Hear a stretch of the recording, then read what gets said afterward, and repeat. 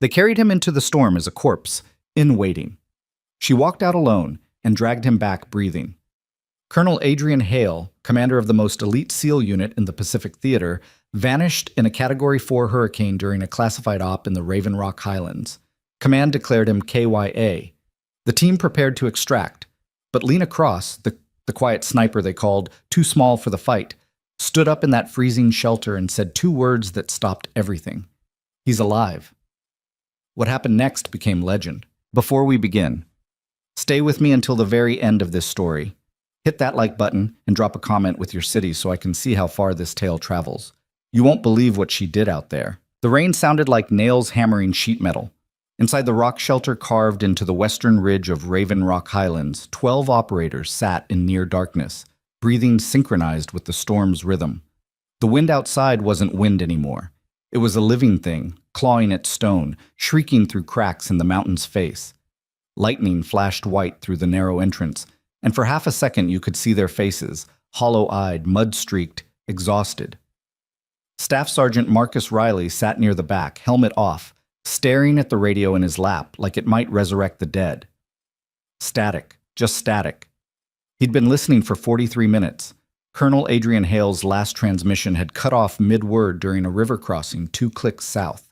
The flood had come fast. Mountain runoff turned into a surging black wall in under 90 seconds. Hale had been point.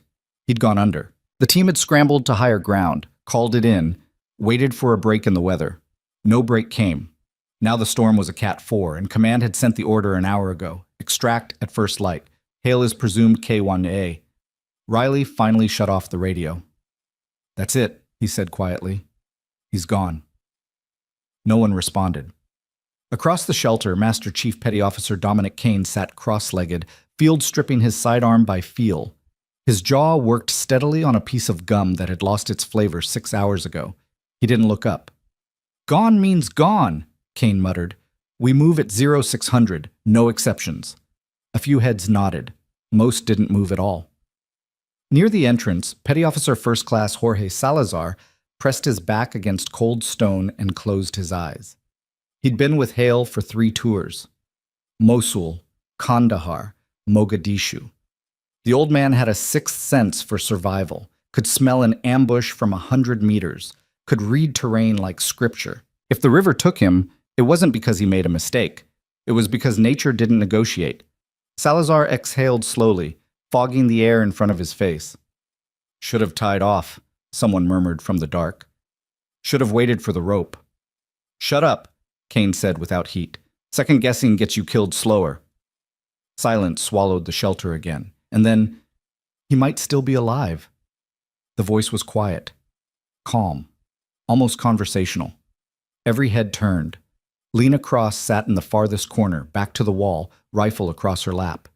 She hadn't moved in over an hour. Her hands were busy, cleaning the bolt carrier group of her MK-11 with a rag that was more mud than cloth, but her face was unreadable.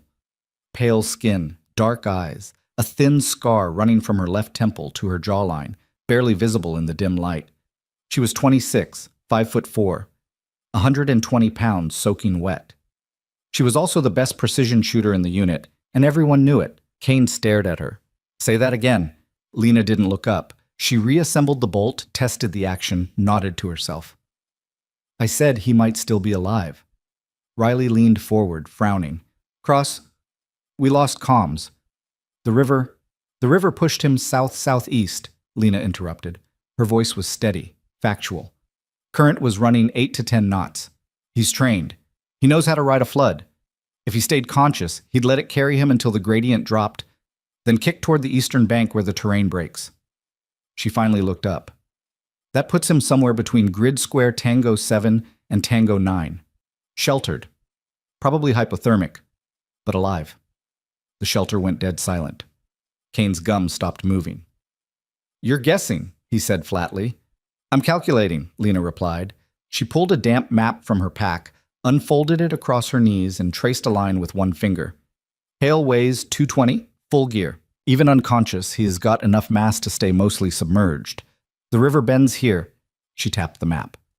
"Which means the current slows. He'd beach somewhere in this zone. It's not a guess. It's physics." Salazar shifted, studying her. You think he made it to cover? If he's conscious, yes. If he's hurt, maybe. If he's dead, Lena folded the map. Then it doesn't matter what I think. Kane shook his head slowly. Even if you're right, we can't move in this. Visibility's down to 15 meters. The storm's getting worse, not better. Command says we extract at dawn. Command also said Hale was dead an hour ago, Lena said. They're working off the same assumptions you are. And what assumptions are those? Lena met his gaze without blinking. That no one survives what he just went through. The words hung in the wet air. Riley cleared his throat. Cross, listen, I get it. You want to believe. We all do. But hope doesn't change the weather. We go out there now. We die. End of story. Not if you know how to read it. Read what? The storm. Lena stood slinging her rifle. She moved to the entrance and stared out into the howling dark. Rain slashed sideways. Wind screamed. Lightning split the sky, illuminating jagged cliffs and twisted trees bent double. She didn't flinch. Storms have rhythm, she said quietly. They breathe. If you listen, really listen, you can hear the lulls, the pauses. That's when you move. Kane pushed to his feet. You grew up in Kansas, Cross. Tornadoes and wheat fields. This is a hurricane. My father was a smoke jumper, Lena said. He taught me how to walk through wildfire when I was 12. My mother was Coast Guard SAR. She taught me how to navigate whitewater in zero vis. I've been in worse than this. Bullshit. Lena turned, and for the first time there was something sharp in her eyes. You don't have to believe me, Chief. But I'm going anyway. The shelter erupted. Absolutely not. That's a suicide run. Cross, sit your ass down. Lena raised her voice just enough to cut through the noise. I'm not asking for permission. I'm telling you what I'm going to do. Kane stepped forward, his face dark. You walk out that door without clearance, you're done. Court-martialed, dishonorably discharged. You understand me? I understand, Lena said. But Hale's still out there, and I'm not leaving him. Riley stood, holding up both hands. Okay, everyone calm down. He looked at Lena, then at Kane, then back at Lena. Let's say, hypothetically, you're right. Let's say Hale made it to cover. You still can't go alone, not in this. I'm the only one small enough to move fast, Lena said. And I'm the only one who won't second-guess the terrain. You send a full team. You're slow. You're loud. You're visible. I can slip through. Salazar laughed, short, bitter. Slip through. Cross, this isn't a training exercise. You get caught in a wind shear, you're gone. You step wrong in the dark, you're off a cliff. You run into hostiles. There are no hostiles, Lena said. This is a natural disaster scenario. We're alone out here. You don't know that. Neither do you. The argument spiraled. Voices overlapped. Someone kicked a pack. Someone else swore in Spanish. And then, enough. Master Chief Kane's voice was iron. Everyone stopped. He walked to the center of the shelter, arms crossed, jaw tight. He looked at Lena for a long time. You really think he's alive? It wasn't a question. Lena nodded once. Kane exhaled through his nose. If I let you go, and that's a big if, you get 1 hour, 60 minutes. You don't find him, you don't find evidence, you turn around and haul ass back here. No heroics, no extended searches. 1 hour. Understood. You take a radio, you check in every 15 minutes. You miss a check-in, we assume you're down, and we're not coming after you. Understood. And if you get yourself killed out there, I'm writing the letter to your family. You good with that? Lena's expression didn't change. I'm good with that. Kane stared at her for 5 more seconds. Then he turned to Riley. Get her prepped. Light load, radio, med kit, sidearm, 60 rounds, no ruck. Riley blinked. Chief, you serious? Do I look like I'm joking? Riley muttered something under his breath and started pulling gear. Salazar stood. Chief, this is insane. I know, Kane said. But if there's even a 1% chance Hale's breathing, I'm not the one who's going to tell his wife we didn't try. He looked back at Lena. You've got 1 hour, Cross. Don't waste it. Lena checked her gear one last time. Radio, functional. Sidearm, loaded, one in the chamber. MK-11, stripped down. No optics, just iron sights. In this visibility, a scope was useless. Medkit, compact trauma package. Tourniquet, chest seals, pressure bandages, morphine, no food, no extra water, no sleeping bag. She didn't plan on being out that long. Riley handed her a chem light. Crack this if you need extract. We'll see it from here. I won't need it, Lena said. Take it anyway. She clipped it to her vest. Kane stepped up, his face unreadable. You miss one check-in, I'm calling it. You hear me? I hear you. And Cross, yeah?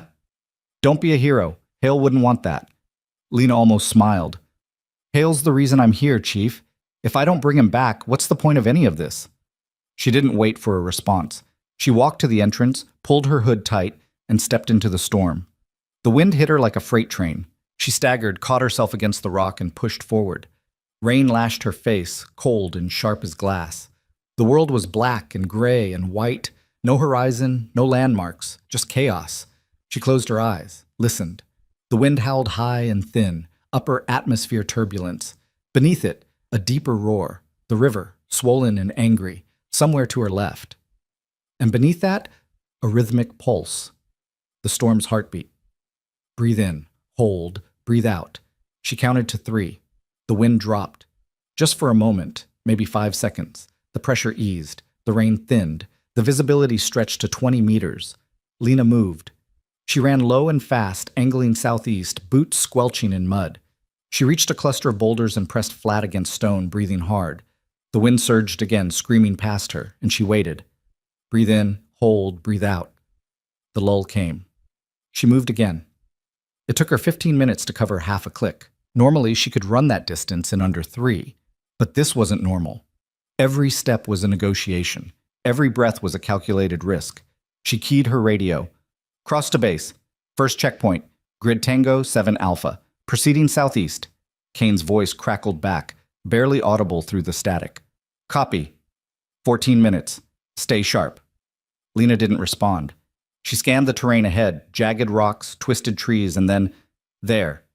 A strip of torn fabric snagged on a thorn bush. She moved closer, crouched, pulled it free. Olive drab. Reinforced nylon. Standard issue combat jacket. Her heart kicked. She keyed the radio. Cross to base. I've got fabric. Matches Hale's kit. Approximately 400 meters south of last known position. Kane's voice sharpened. You sure? Positive. A pause. Keep moving. Clock's ticking. Lena stood, scanned the ground. The mud was churned, chaotic. But there, just past the bush, a faint depression. Boot print. Deep, fresh. He'd been here. And he'd been moving under his own power. She felt something loosen in her chest. Not relief. Not yet. But possibility. She pushed forward. The terrain dropped sharply. She half slid, half climbed down a scree slope, grabbing roots and rocks to slow her descent. The river roared louder now, close enough to taste the spray. Lightning flashed, and she saw it. A narrow canyon, sheer walls on both sides. The river churning through the middle like a black serpent. And on the far side, movement. Lena froze. She dropped to one knee, brought up her rifle, and stared through the rain. For a moment, she thought she'd imagined it. The storm played tricks. Shadows became shapes. Shapes became ghosts. But then, another flash of lightning, and she saw them. 3 figures, moving tactically, coordinated, armed. They were carrying something between them. A stretcher. Lena's blood went cold. She keyed the radio, her voice barely a whisper. Cross to base. I have eyes on unknown contacts. 4 armed individuals, southeast of my position. They're carrying someone. Static. Then Kane's voice, tight and urgent. Repeat. You said armed. Confirmed. Rifles. Moving tactically. They've got someone on a stretcher. Cross. Pull back. Observe only. Do not engage. Do you copy? Lena didn't answer. She was staring through the rain at the stretcher, at the man strapped to it. Even through the storm, even at this distance, she recognized the build, the posture. It was Hale. Alive. Barely conscious. And being taken. Her finger hovered over the radio transmit button. Kane's voice crackled again, harder now. Cross, do you copy? Pull back and observe. That's an order. Lena's jaw tightened. She watched the figures disappear into the canyon, swallowed by rain and darkness. She had 2 choices. Obey the order, report the contact, wait for backup that wouldn't arrive in time. Or, she clicked off the radio, checked her magazine, and stepped into the storm. The canyon was a wound in the earth. Lena moved along the eastern ridge, staying low, using the rain as cover. The enemy, whoever they were, had a 30-second lead, maybe less. They were moving fast, but not recklessly. Professionals. That meant training, organization, a plan. This wasn't random. She slid down a mud-slick embankment and landed in shallow water. The river was close, too close. One wrong step and the current would take her. She didn't think about it. She pushed forward, scanning left and right, rifle up. The wind lulled. She heard voices, ahead, low, clipped syllables. Not English. Russian? Mandarin? She couldn't tell through the rain, but it didn't matter. They had hail. That was all she needed to know. Lena crept forward, boots silent in the mud. She reached a cluster of boulders and peered around the edge. There, 30 meters ahead. The four figures had stopped in a natural alcove, 3 men standing guard, one kneeling beside the stretcher. The kneeling man was checking Hale's pulse, adjusting something on his chest. Medical pack, maybe. Or a tracker. Lena's mind raced. They weren't killing him. They were stabilizing him, which meant they wanted him alive. Extraction, interrogation, ransom? It didn't matter. She couldn't let them move him farther.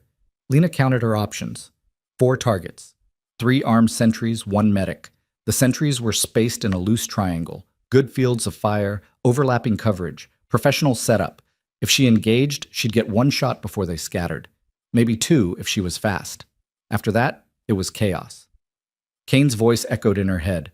Observe only. Do not engage. She looked at Hale. His head lolled to one side, blood on his temple, his breathing shallow. Lena made her choice. She sighted the first guard.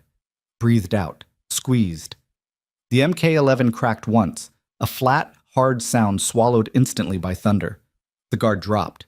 The others spun, rifles up, scanning the dark. Lena was already moving. She sprinted left, low and fast, circling wide.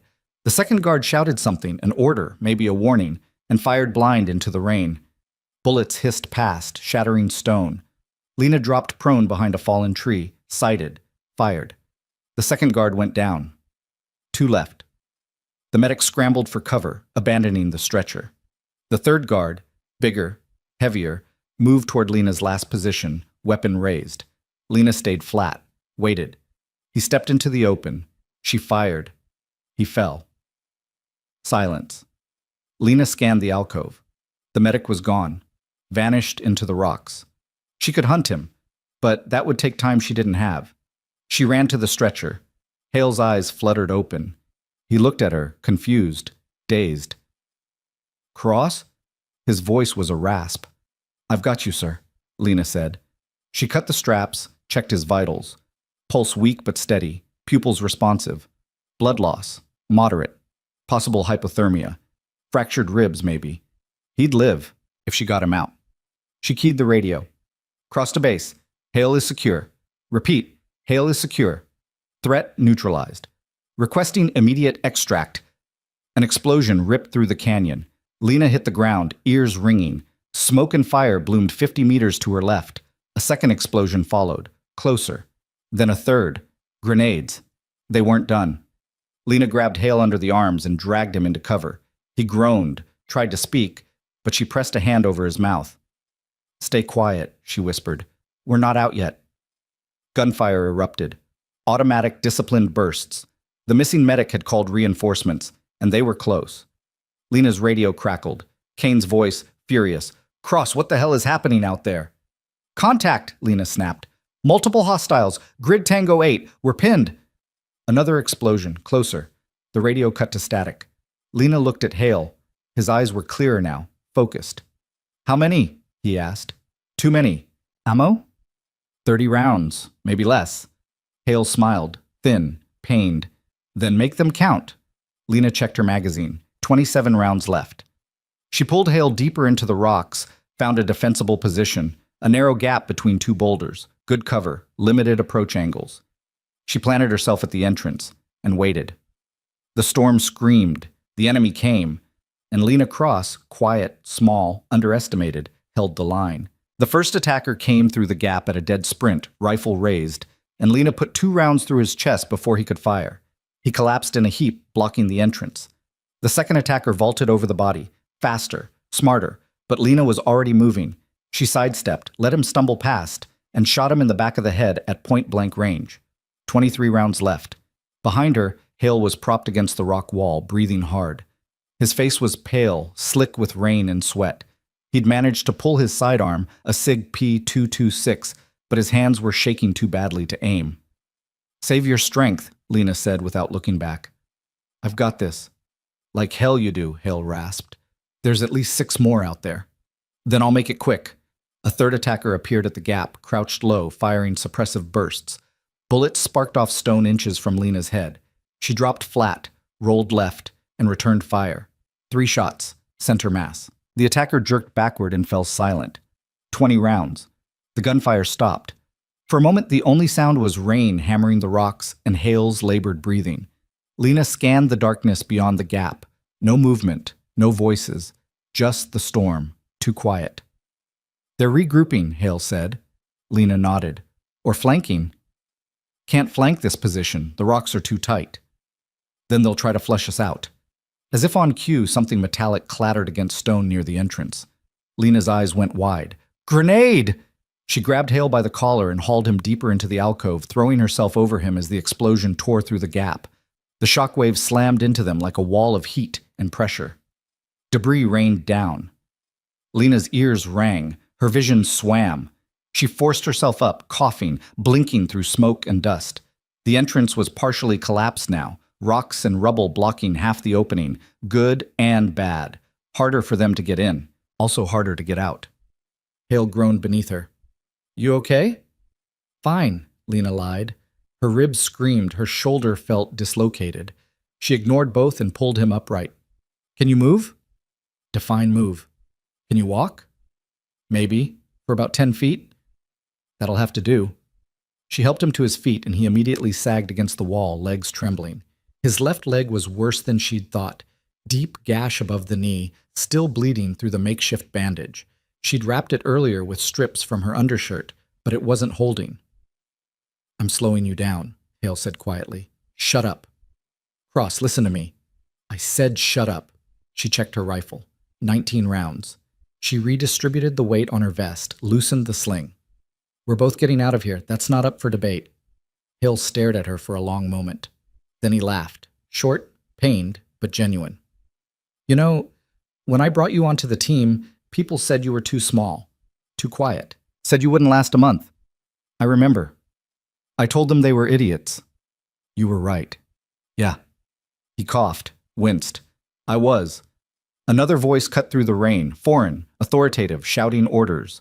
Lena couldn't make out the words, but the tone was clear. The enemy was reorganizing, preparing for another push. She moved to the gap, peered through the smoke.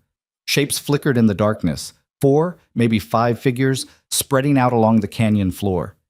They were coordinating, setting up crossfire. Lena's mind raced. She couldn't hold this position forever.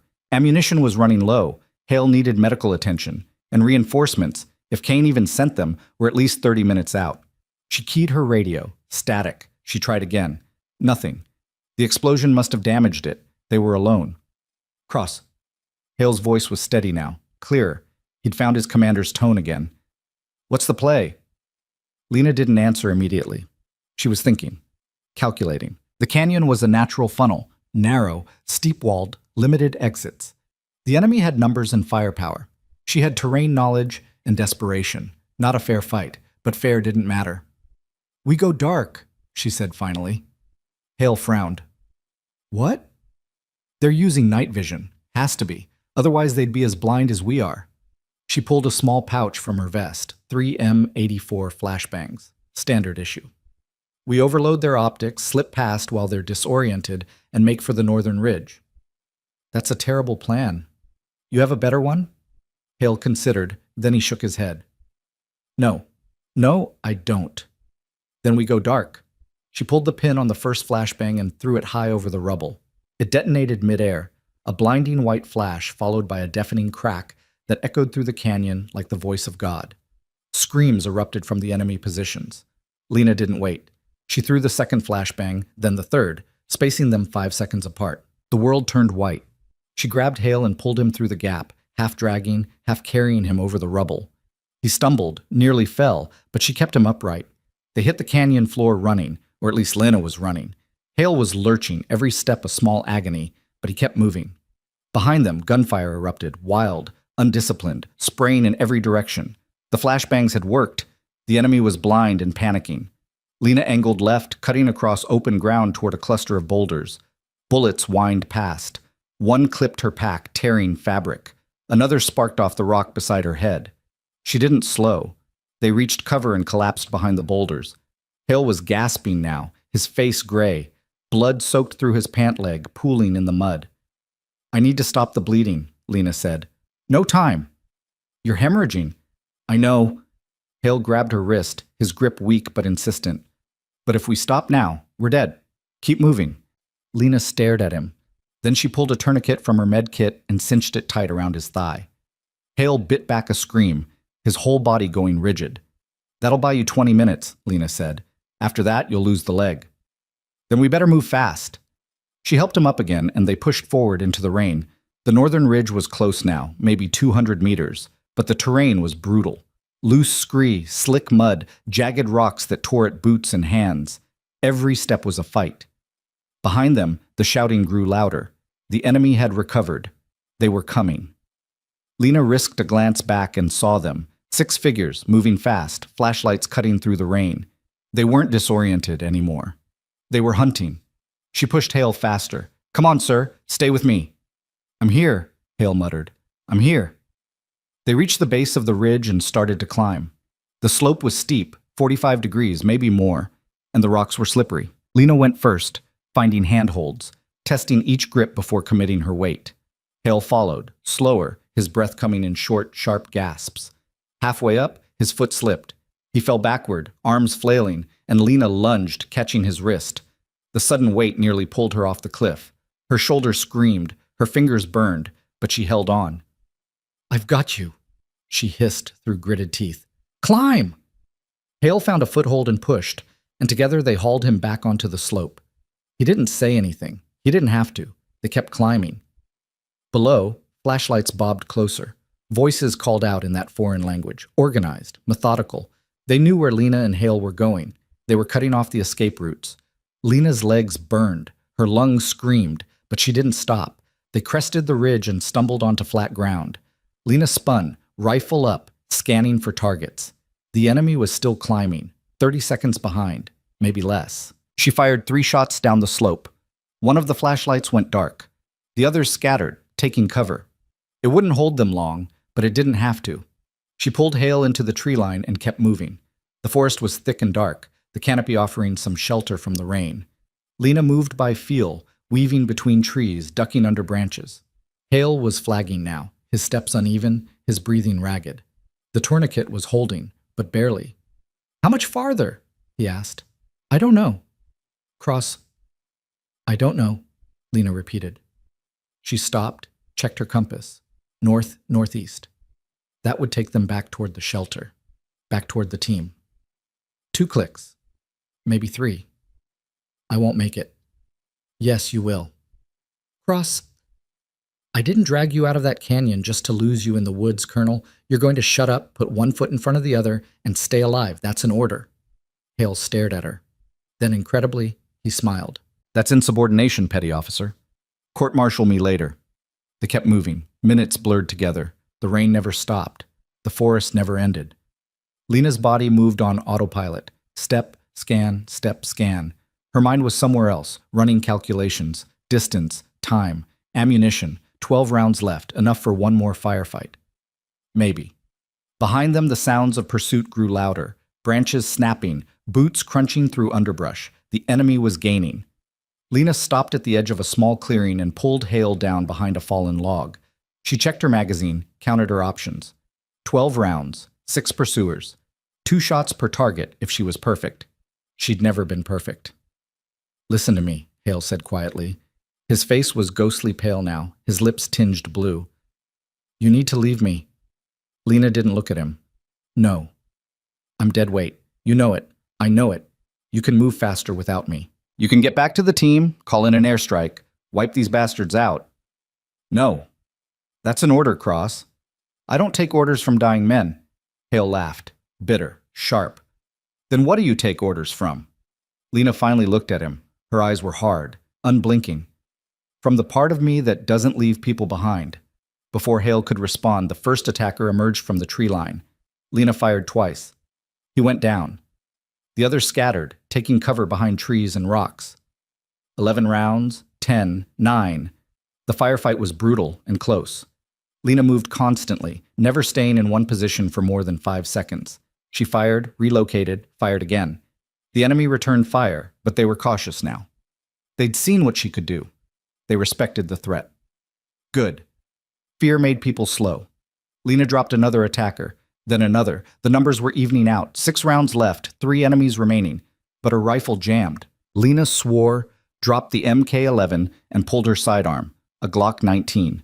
15 rounds. Close quarters weapon. She'd have to let them get close. The nearest attacker rushed her position, firing on full auto. Lena stayed low, waited until he was 10 feet away, then rose and put 3 rounds in his chest. He collapsed at her feet. 2 enemies left. The second came from the side, fast and smart. Lena spun, fired, missed. He tackled her and they went down hard. Her sidearm flew from her hand. He was on top of her, hands around her throat, squeezing. She couldn't breathe, couldn't think. She drove her knee into his groin. He grunted but didn't let go. She clawed at his face, found his eyes, dug in with her thumbs. He screamed and released her. Lena rolled away, gasping, and grabbed her sidearm. The attacker lunged again. She fired once, twice. He dropped. 1 enemy left. Lena stood, chest heaving, and scanned the clearing. Where was the last one? She couldn't see him, couldn't hear him. Then Hale shouted, "Behind you!" Lena spun, too slow. The final attacker was already there, rifle raised, finger on the trigger. Time slowed. Lena saw the muzzle flash, felt the impact, hot and sharp, in her side. She stumbled, fell to one knee. The attacker advanced, weapon trained on her head, and then Hale fired. The shot was shaky, off-center, but it connected. The attacker jerked sideways and hit the ground, gasping. Silence fell. Lena pressed a hand to her side. Blood seeped between her fingers. Not arterial, not fatal, but bad. Hale crawled over, his face tight with pain. How bad? I'll live. That's not an answer. Lena gritted her teeth and stood. The world tilted. She caught herself against a tree and waited for the dizziness to pass. We need to move, she said. You're shot. So are you. Doesn't change the math. She pulled Hale to his feet. Come on. One more click. They stumbled through the forest together. 2 broken bodies held together by sheer refusal to quit. The rain eased. The storm's fury was fading, spent. Dawn was maybe an hour away. Lena keyed her radio one more time, still static. She threw it into the mud. Forget the radio, Hale said. Just get us home. Lena nodded. She didn't trust herself to speak anymore. Every breath hurt. Every step was a negotiation with gravity. But she kept moving. Because that's what she did. And then, through the trees, she saw light. Not dawn. Something else. Flashlights. Many of them. Moving toward them. Lena raised her sidearm, but her hands were shaking too badly to aim. She squinted into the darkness, trying to identify the figures. And then a voice called out. American. Rough. Familiar. Cross! Hale! It was Riley. Lena nearly collapsed with relief. Here! We're here! The team emerged from the forest, 8 operators, fully armed, moving fast. Riley was in front, Kane right behind him. They stopped when they saw Lena and Hale, their faces going pale. Jesus Christ, Riley breathed. Kane stepped forward, eyes scanning them both. How bad? Hale needs a medevac, Lena said. Her voice sounded distant, like it belonged to someone else. Tourniquet's been on for 30 minutes. He's hypothermic. Fractured ribs. Maybe internal bleeding. And you? I'm fine. You're bleeding. I said I'm fine. Kane stared at her for a long moment. Then he turned to the team. Salazar, get a stretcher. Riley, call in the bird. Move. The team scattered, efficient and fast. Within seconds, Hale was on a stretcher, wrapped in thermal blankets, an IV line already going into his arm. Lena watched them work, swaying slightly on her feet. Riley appeared at her side. Come on, Cross, let's get you sat down. I don't need to sit. You're about to pass out. I'm not. Her legs buckled. Riley caught her before she hit the ground. Yeah, that's what I thought. He lowered her gently onto a rock, and someone pressed a trauma pad against her side. Lena hissed through her teeth but didn't pull away. Kane crouched in front of her, his expression unreadable. You disobeyed a direct order. Lena met his gaze. Yes, Chief. You engaged an unknown enemy force alone. Yes, Chief. You endangered yourself and the Colonel. Yes, Chief. Kane was quiet for a moment. Then he shook his head slowly. And you brought him home alive. Lena didn't respond. Kane stood and looked toward the stretcher where Hale was being prepped for transport. He's going to make it because of you. He's going to make it because he's stubborn, Lena said quietly. No. Kane's voice was firm. He's going to make it because you didn't give up on him. In the distance, the sound of rotors echoed through the valley. The medevac was inbound. Lena closed her eyes and let herself breathe. They'd made it. Against every odd, against every assumption, they'd made it. Hale was loaded onto the helicopter first, and as the medic secured him, he turned his head and looked at Lena. He didn't say anything. He didn't need to. The look in his eyes said everything. Thank you. Lena nodded once. Then the helicopter lifted off, and he was gone. Riley helped Lena to her feet. Your turn. Let's get you patched up. I can walk. I know you can, but you're not going to. He guided her toward the second medevac bird, and Lena didn't argue. Her body was shutting down now, adrenaline fading, pain flooding in to take its place. She let them strap her in, let them start another IV, let herself sink into the seat. As the helicopter climbed into the gray dawn sky, Lena looked out the window at the storm-ravaged highlands below. Somewhere down there, the enemy's bodies lay scattered in the mud. Somewhere down there, the river still raged. But Hale was alive. And that was all that mattered. Kane's voice crackled over the headset. Cross, you still with us? Lena keyed the mic. Yeah, I'm here. Good. Because when we land, you and I are going to have a very long conversation about the chain of command. Looking forward to it, Chief. Kane almost laughed. I bet you are. The helicopter banked east toward base, and Lena closed her eyes. She was so tired, bone-deep, soul-crushing tired. But beneath the exhaustion was something else, something warm and quiet. Pride, maybe? Or just relief. She'd proven something tonight. Not to Kane, not to the team, not even to herself, really. She'd proven that when the moment came, when the choice was between obedience and action, she knew which one mattered more. And she'd do it again. The helicopter descended toward the landing pad, and Lena felt the wheels touch down. Medics swarmed the bird, pulling her out on a gurney. She tried to protest, but someone had already sedated her. The world blurred. Voices faded. And then, darkness. When Lena woke, she was in a hospital bed. White walls. Antiseptic smell. Fluorescent lights buzzing overhead. Her side was bandaged, her arm hooked to an IV. Pain throbbed dully beneath the morphine haze. She tried to sit up. A hand pressed her shoulder, gentle but firm. Easy, you're safe. Lena turned her head. A nurse stood beside the bed, young, tired, kind-eyed. Colonel Hale? Lena croaked. In surgery, stable. They're repairing his leg now. Relief washed over her. And the team? All accounted for. You're the last one to wake up. Lena closed her eyes. How long was I out? 14 hours. 14? Lena blinked. Jesus. The nurse smiled. Your body needed it. You lost a lot of blood. You're lucky the bullet missed everything important. Doesn't feel lucky. Give it time. The nurse adjusted the IV drip, checked Lena's vitals, and turned to leave. But before she reached the door, she paused and looked back.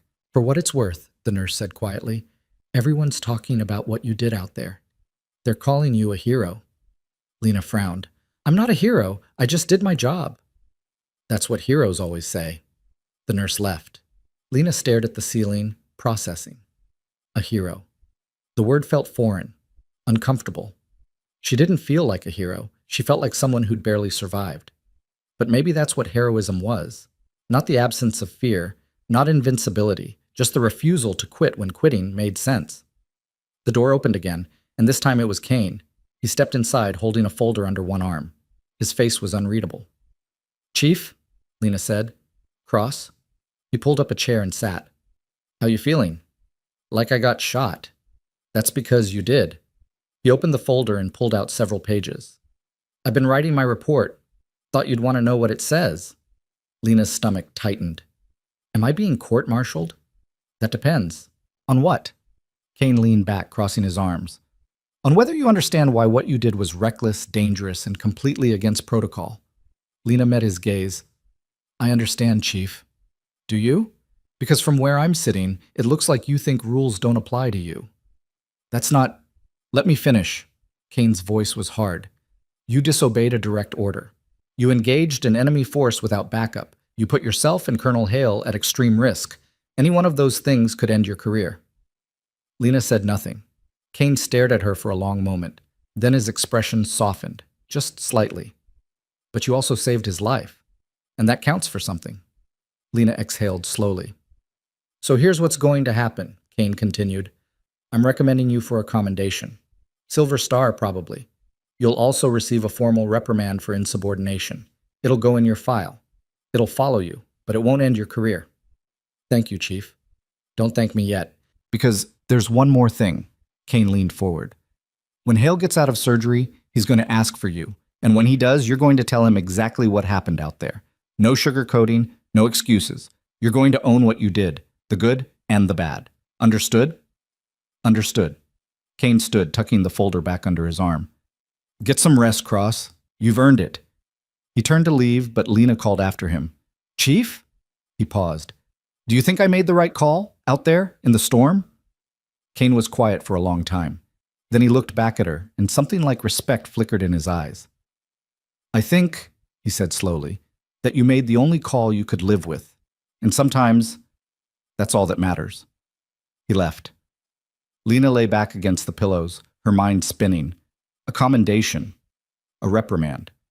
Recognition and consequence, all tangled together. It felt right, somehow. She closed her eyes and let herself drift. Hours passed, maybe days. Time blurred in the hospital haze. Nurses came and went. Doctors checked her stitches. The morphine kept the pain at bay. And then one morning, or maybe it was afternoon, the door opened and Hale walked in. He was on crutches, his left leg heavily bandaged, but he was upright, alive. His face had color again. His eyes were clear. Lena sat up quickly. Sir, at ease, Cross. Hale hobbled over and lowered himself into the chair beside her bed. How's the side? Healing. How's the leg? Still attached, barely. He smiled. They said another 10 minutes and I'd have lost it. Tourniquet saved my life. You're welcome. Hale laughed, rough but genuine. Yeah, I suppose I owe you for that. They sat in comfortable silence for a moment. Then Hale's expression grew serious. Kane told me what you did, he said quietly. How you disobeyed orders. How you went after me alone.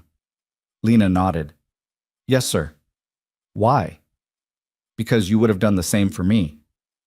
Hale considered that. Then he shook his head. Maybe, but I'm not sure I would have succeeded. You would have.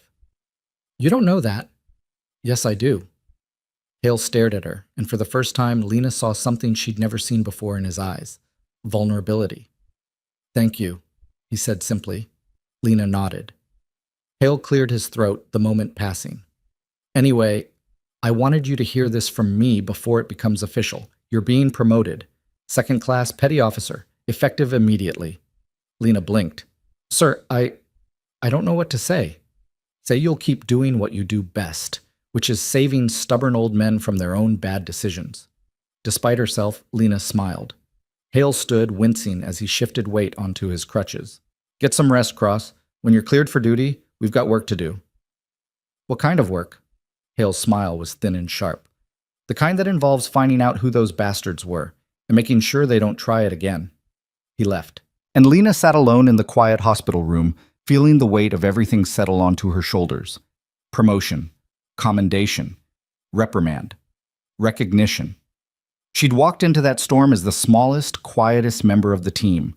She'd walked out as something else entirely.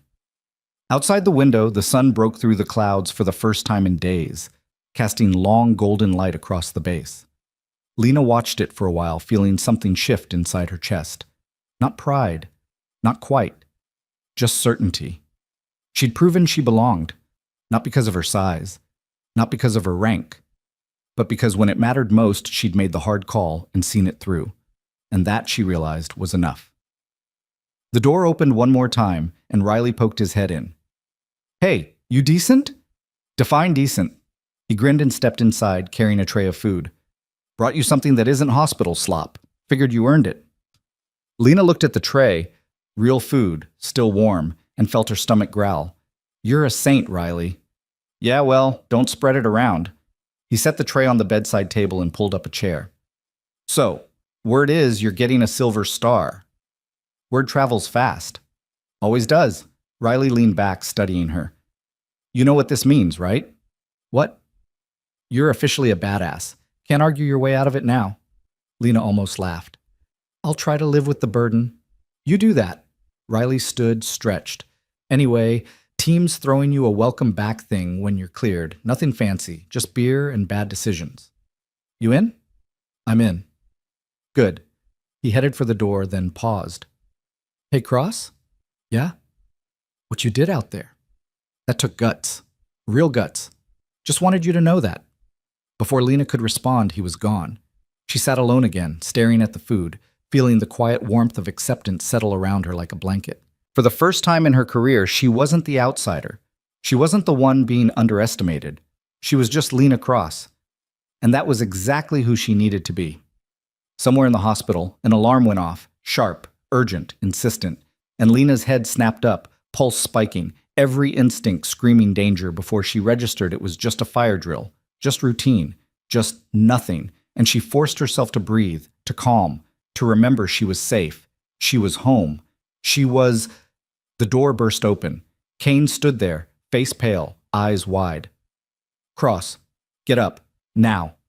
Lena's blood went cold. "What happened?" "It's Hale. Someone just tried to kill him." Lena was out of bed before Kane finished speaking. Pain screamed through her side, fresh stitches pulling, wound reopening, but she didn't care. She ripped the IV from her arm, blood spattering the floor. "Where is he?" "ICU, 3rd floor. Security's locked it down, but..." Lena was already moving. She pushed past Kane into the hallway, bare feet slapping linoleum. Her hospital gown flapped open in the back. She didn't stop to close it. "Cross, wait. You need clothes. You need..." "I need to get to Hale." Kane caught up, grabbing her shoulder. She spun, and he saw something in her eyes that made him step back. Not anger, something colder, more final. "Someone tried to kill him in a secure military hospital," Lena said quietly. "That means the threat's internal. That means we don't know who to trust. So I'm going to his room, and I'm going to make sure no one gets close enough to try again. Are you going to help me or get in my way?" Kane stared at her for 2 seconds. Then he pulled off his jacket and threw it at her. "Put that on. You look like hell." Lena caught it, shrugged into it. Too big, but it covered enough. "What happened? Details." They moved fast down the corridor, Kane talking as they went. "Hale was in recovery, post-op sedated. Nurse came in to check vitals, found his IV bag had been tampered with. Someone injected something into the line. Potassium chloride, looks like. Enough to stop his heart." "When?" 12 minutes ago." "Is he alive?" "Yes." Nurse caught it before the dosage hit critical. They flushed the line, started him on calcium gluconate. He's stable, for now. They hit the stairwell, took the steps 2 at a time. Lena's side was bleeding through Kane's jacket now, a dark wet spot spreading across her ribs. She ignored it. "Who had access?" she asked. "Medical staff, security, command personnel, at least 40 people in the last 6 hours." "Cameras?" "Being reviewed. Nothing yet." They burst through the 3rd floor door. The ICU corridor was chaos, MPs everywhere, weapons drawn, nurses being questioned. Someone had cordoned off Hale's room with yellow tape. 2 guards stood at the door, rifles ready. Lena walked straight toward them. One of the guards stepped forward, hand raised. "Ma'am, you can't..." "Move." The guard hesitated. Kane appeared beside Lena, flashing his ID. "She's cleared. Let her through." The guards exchanged glances, then stepped aside. Lena pushed through the door. Hale was in the bed, unconscious, his face gray under the fluorescent lights. Monitors beeped steadily. An oxygen mask covered his nose and mouth. 3 doctors surrounded him, working fast, checking vitals, adjusting medication, speaking in clipped medical jargon. Lena stopped at the foot of the bed, gripping the rail. "How bad?" The lead doctor, a woman in her 50s, gray hair pulled back tight, looked up. Who are you? The person who's going to sit in this room until he wakes up. How bad? The doctor studied her for a moment, then seemed to make a decision. He's lucky. Another 2 minutes and the potassium would have triggered cardiac arrest. As it is, his heart rhythm's irregular but stable. We're monitoring for arrhythmia. Will he survive? Barring another attempt? Yes. Then make sure there isn't another attempt. The doctor's expression hardened. We're doing everything we can. Do more. Kane stepped between them before it escalated. Doctor, we need to move Colonel Hale to a secure location, somewhere off the record. Can he be transported? The doctor considered. Not for at least 6 hours. Maybe 12. Moving him now could destabilize his condition. Then we secure this room, Lena said. She turned to Kane. No one gets in without my approval. Not staff, not command. No one. Kane nodded. I'll post guards. No. Lena's voice was flat. Whoever did this had access. That means guards can be compromised. I stay. You vet everyone who enters. Personally. Cross, you're injured. I don't care. Kane opened his mouth to argue, saw the look on her face, and closed it again. Fine, but you're getting a weapon. He left. Lena pulled a chair to the side of Hale's bed and sat. Her side throbbed. Blood soaked through the jacket, dripping onto the floor. One of the doctors noticed. You're bleeding. I'm aware. You need medical attention. Later. You could pass out. Then wake me up.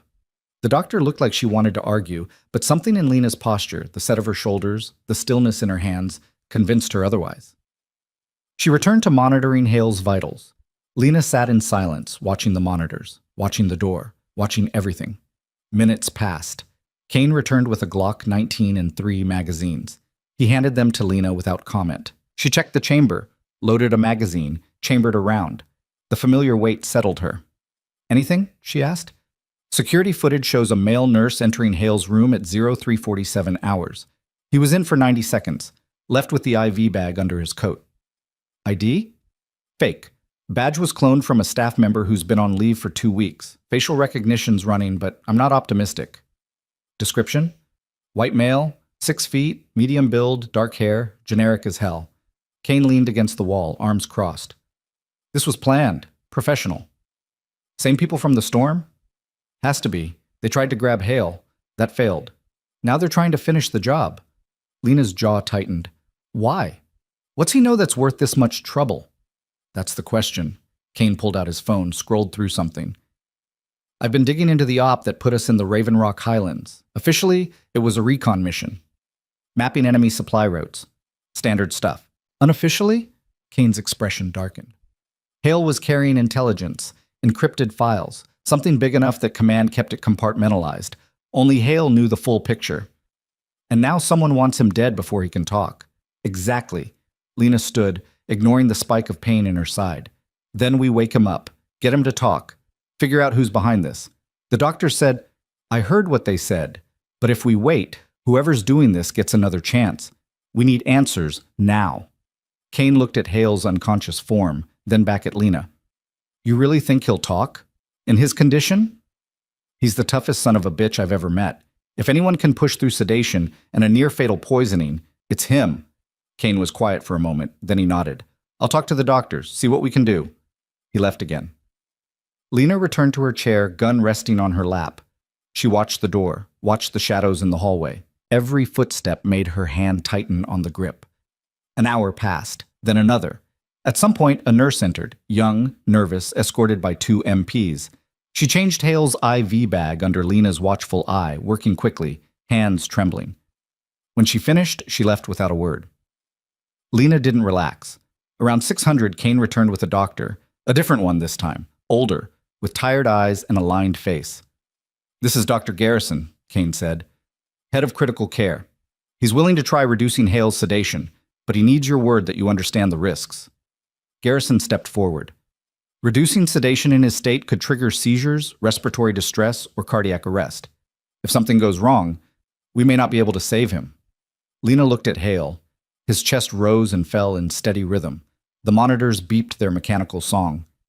Do it, she said. Garrison sighed. I need verbal confirmation. Do you understand that this procedure could kill him? I understand. Do it anyway. Garrison shook his head but moved to the IV stand. He adjusted the flow rate, reducing the sedative drip. It'll take 20 to 30 minutes for the drugs to clear his system, maybe longer, and there's no guarantee he'll be coherent. He will be, Lena said. Garrison said nothing. He finished the adjustment and stepped back, watching the monitors closely. They waited. 20 minutes, 25, 30. Hale's eyelids fluttered. Lena leaned forward. Colonel, can you hear me? No response. Colonel Hale, it's Cross. I need you to wake up. Hale's hand twitched. That's it. Come on. Open your eyes. Slowly, agonizingly slowly, Hale's eyes opened. Unfocused at first, staring at nothing. Then they found Lena. Cross? His voice was a whisper, rough and broken. I'm here, sir. Where am I?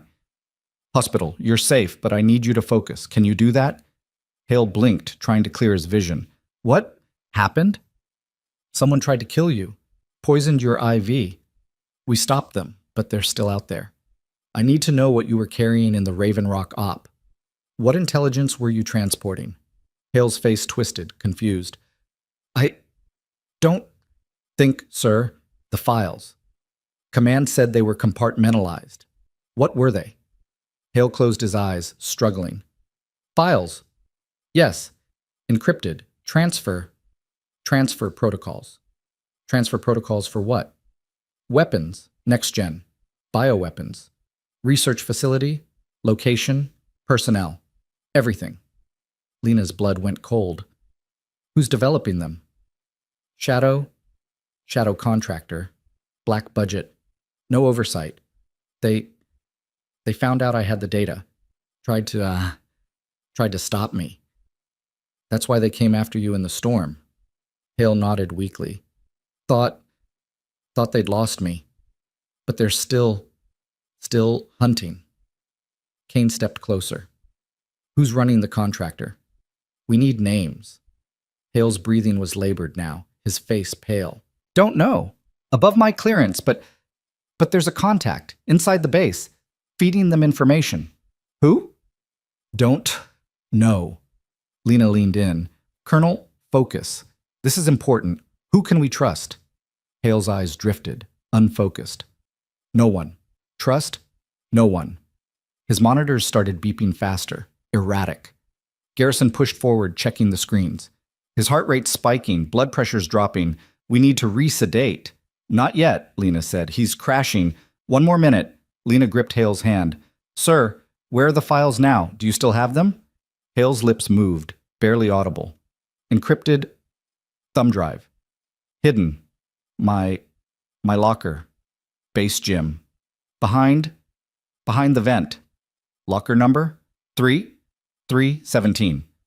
The monitors screamed. Alarms blared. Garrison shoved Lena aside. That's it. Everyone out. Now.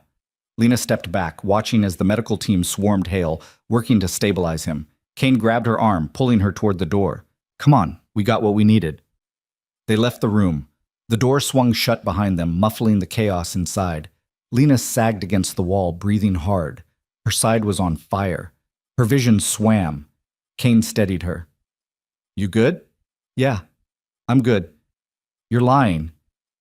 Probably. Kane almost smiled, then his expression hardened. We need to get that thumb drive.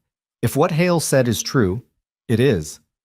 Then we're looking at a Black Ops conspiracy, bioweapons research, assassination attempts on a sitting colonel. This goes all the way to the top. Lena pushed off the wall, steadying herself. Then we go to the gym, get the drive, and we figure out who's dirty. And if the contact tries to stop us? Lena checked her Glock. Full magazine, 1 in the chamber. Then we stop them first. They moved fast through the hospital, avoiding the main corridors, taking service stairs and back hallways. Lena's side screamed with every step, but she kept moving. Pain was just information. She could process it later. The base gym was on the east side, a 10-minute walk. They made it in 7. The building was mostly empty this early, just a few off-duty personnel running on treadmills, lifting weights. Lena and Kane slipped past them, heading for the locker rooms. Locker 317 was in the back corner, tucked between 2 larger units. Lena knelt, examining the lock. Standard combination. She tried the default code. 0000. It didn't open. Hale wouldn't use default, Kane muttered. Try his service number. Lena punched in the digits. The lock clicked. She opened the locker. Empty except for a spare uniform, a pair of boots, and there, high up, near the top shelf, a ventilation grate. Lena stood on tiptoe, gripped the edges, and pulled. The grate came free, revealing a shallow cavity behind it. Inside was a small black thumb drive. Lena grabbed it, pocketed it, and replaced the grate. Got it, Kane exhaled. Good. Now we... The lights went out. Emergency lighting kicked in a second later, dim red glow, barely enough to see. And in that half-darkness, Lena heard it. Footsteps. Multiple sets. Moving fast. Coordinated. We've got company, Kane whispered. Lena drew her Glock. How many? At least 4. Maybe more. Exit? Blocked. They're coming from both ends. Lena's mind raced. The locker room was a kill box, narrow aisles, limited cover, no escape routes. If they stayed here, they'd be trapped. Showers, she said. They moved fast, low and quiet, cutting through the rows of lockers toward the shower area at the back. The footsteps grew louder, closer. Voices now, low, professional, speaking in that same foreign language Lena had heard in the storm. Her stomach tightened. Same team, same operators. They'd found her. Lena and Kane reached the showers and pressed flat against the tile wall. The room was small, maybe 10 feet square, with 3 shower heads and a single drain. No windows, no exits. Kane met her eyes. We're pinned. I know. We can't fight our way out, not against that many. I know. So what's the play? Lena looked at the drain, then at the ceiling, then back at Kane. We improvise. She moved to the drain, crouched, and pulled. The grate came up easily, old, rusted, held in place by nothing but gravity. Beneath it, a narrow pipe, maybe 2 feet in diameter. Kane stared. You're kidding. You got a better idea? That pipe probably leads to the septic system. Then we'll smell bad. Get in. Kane hesitated, then shook his head and climbed into the pipe. Lena followed, pulling the grate back into place above them. The pipe was tight, claustrophobic, cold, slick with moisture. They crawled forward in total darkness, hands and knees slipping on algae-covered metal. The sound of their breathing echoed. Behind them, voices entered the shower room. Footsteps. A pause. Then gunfire. Bullets tore through the tile, punching holes in the walls, shattering the shower heads. Water sprayed. Ricochets pinged off metal. Lena and Kane kept crawling. The pipe angled down sharply. Lena slid, barely catching herself before she fell. Kane grunted behind her, doing the same. They descended maybe 20 feet, the pipe leveling out into a horizontal run. Dim light filtered through grates above, access points from other parts of the building. Lena stopped at one, peered up. Hallway. Empty. She pushed the grate up and climbed out.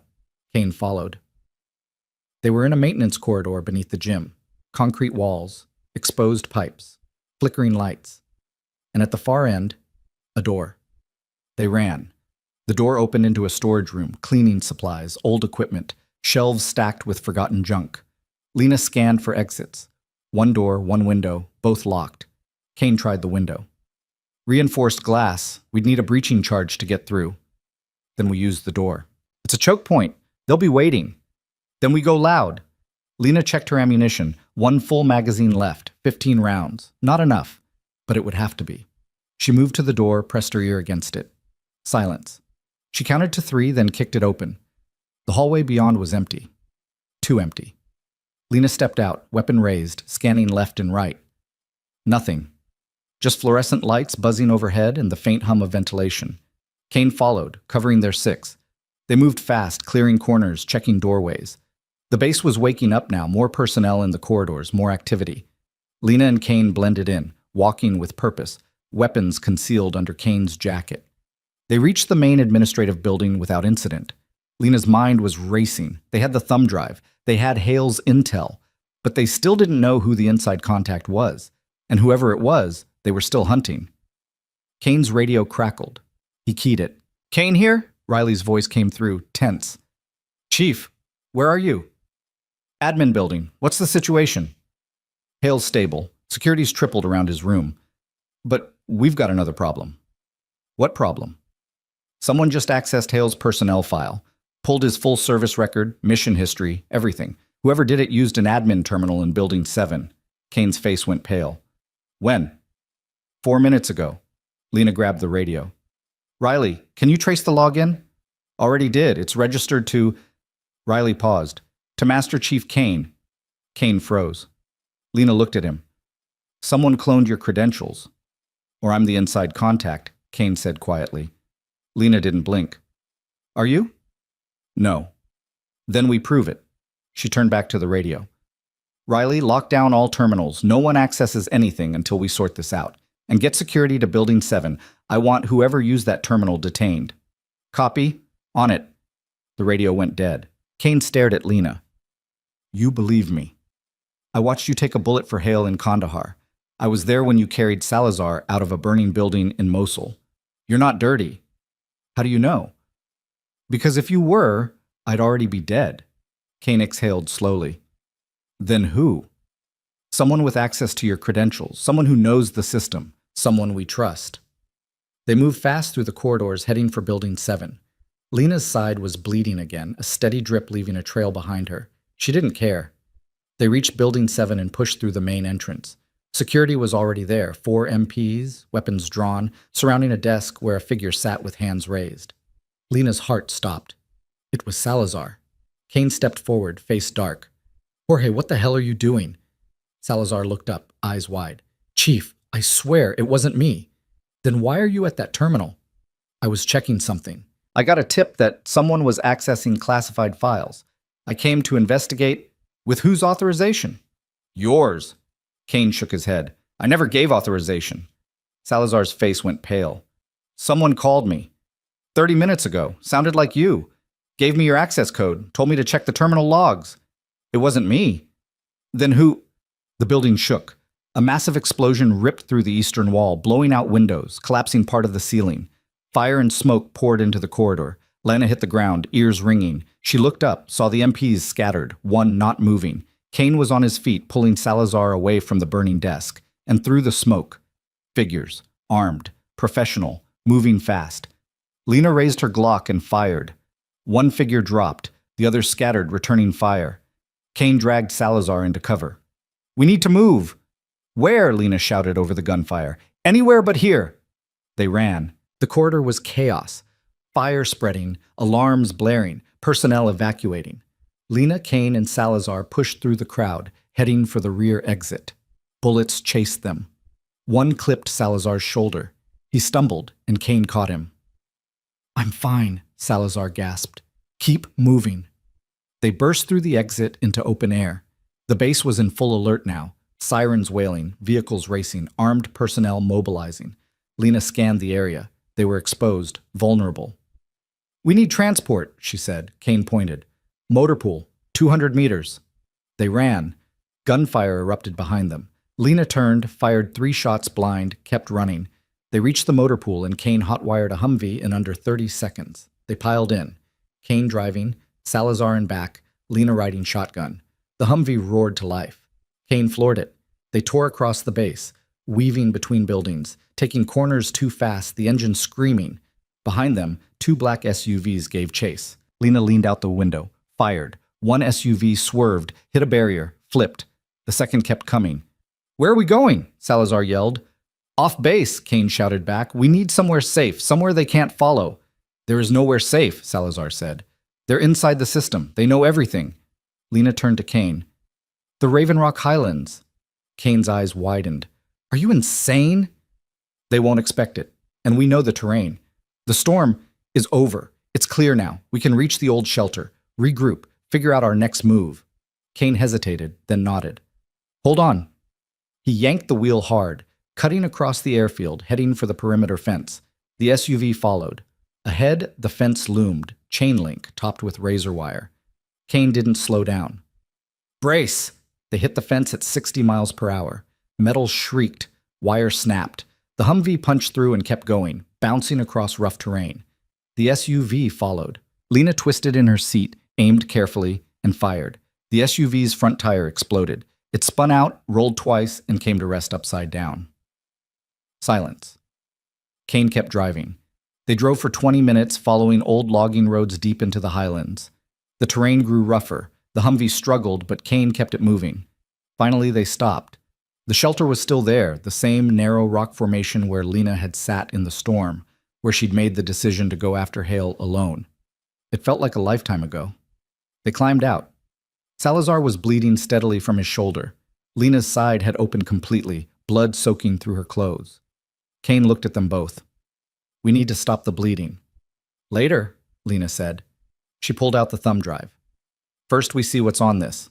Kane pulled out a laptop from the Humvee's emergency kit, military grade, encrypted. He powered it up, inserted the drive.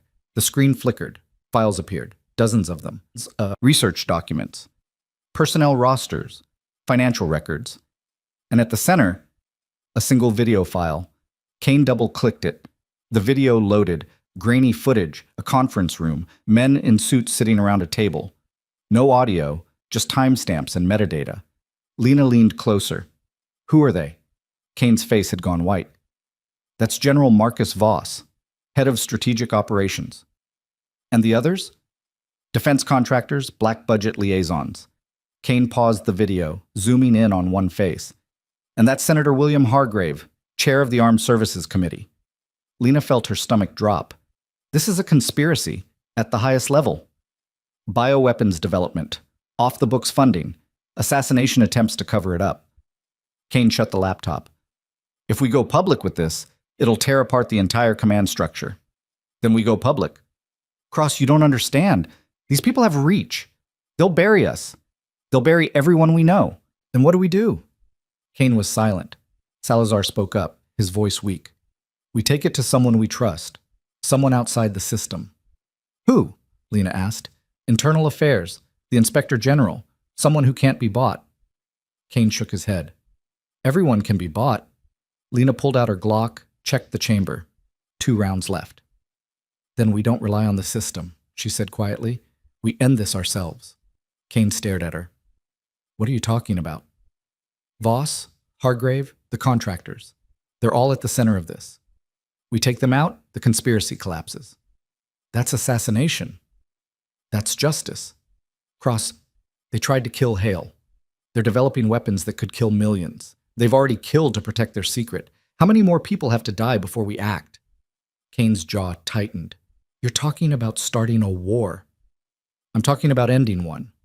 Silence fell. Salazar coughed, wincing. "For what it's worth, I'm with Cross." Kane looked between them. Then he closed his eyes, exhaled, and nodded. "All right, but we do this smart. We gather evidence, we build a case, and then, if we have to, we act." Lena nodded. They sat in the shelter, planning, strategizing, preparing. And somewhere far away, in a secure facility buried deep beneath the Capitol, a phone rang. General Marcus Voss answered it. "Status?" The voice on the other end was calm, professional. "The targets have the drive. They're in the Raven Rock Highlands." "How many?" 3. Cross, Kane, and Salazar. Voss was silent for a long moment. Then he spoke, his voice cold and final. "Send everyone. I want them dead by sunrise." The line went dead. And in the shelter, Lena Cross checked her weapon one more time, unaware that the largest manhunt in military history was about to descend on her position. The first helicopter appeared at dawn. Lena heard it before she saw it. The low thump of rotors cutting through morning air, growing louder, closer. She moved to the shelter entrance and looked up through the narrow gap in the rocks, black against the pale sky. Apache gunship, circling. "We've got inbound," she said quietly. Kane joined her, binoculars raised. "One bird. No, wait. 2 more. 300 meters out. They're setting up a perimeter." Salazar was slumped against the back wall, his shoulder bandaged with strips torn from his shirt. He'd lost blood but was still conscious, barely. "How long do we have?" "Minutes," Kane said. "Maybe less." Lena pulled the thumb drive from her pocket and held it up to the light. Such a small thing, barely larger than her thumb. And yet people were dying for it. "We need to get this off the mountain," she said. "Get it to someone who can use it." "Who?" Kane's voice was flat. "Everyone we know could be compromised. Hell, half the base might be on Voss's payroll." Then we go outside the military, press, civilian oversight. Someone. Cross, they control the narrative. The second we surface, we're labeled traitors, deserters. They'll spin it however they want. Lena turned to face him. So what's your plan? Stay here and die quietly? Kane didn't answer. The sound of the helicopters grew louder. They were descending. Lena checked her Glock. 2 rounds. She looked at Kane. How many magazines you got left? 3. Maybe 40 rounds total. Salazar? Salazar pulled his sidearm weakly. 1 mag. 15 rounds. And I can barely hold the damn thing. Lena did the math. 57 rounds total, against what would probably be 30 to 40 operators, backed by helicopter gunships. Not a fight. A slaughter. Kane was thinking the same thing. We need to move. Now, before they box us in.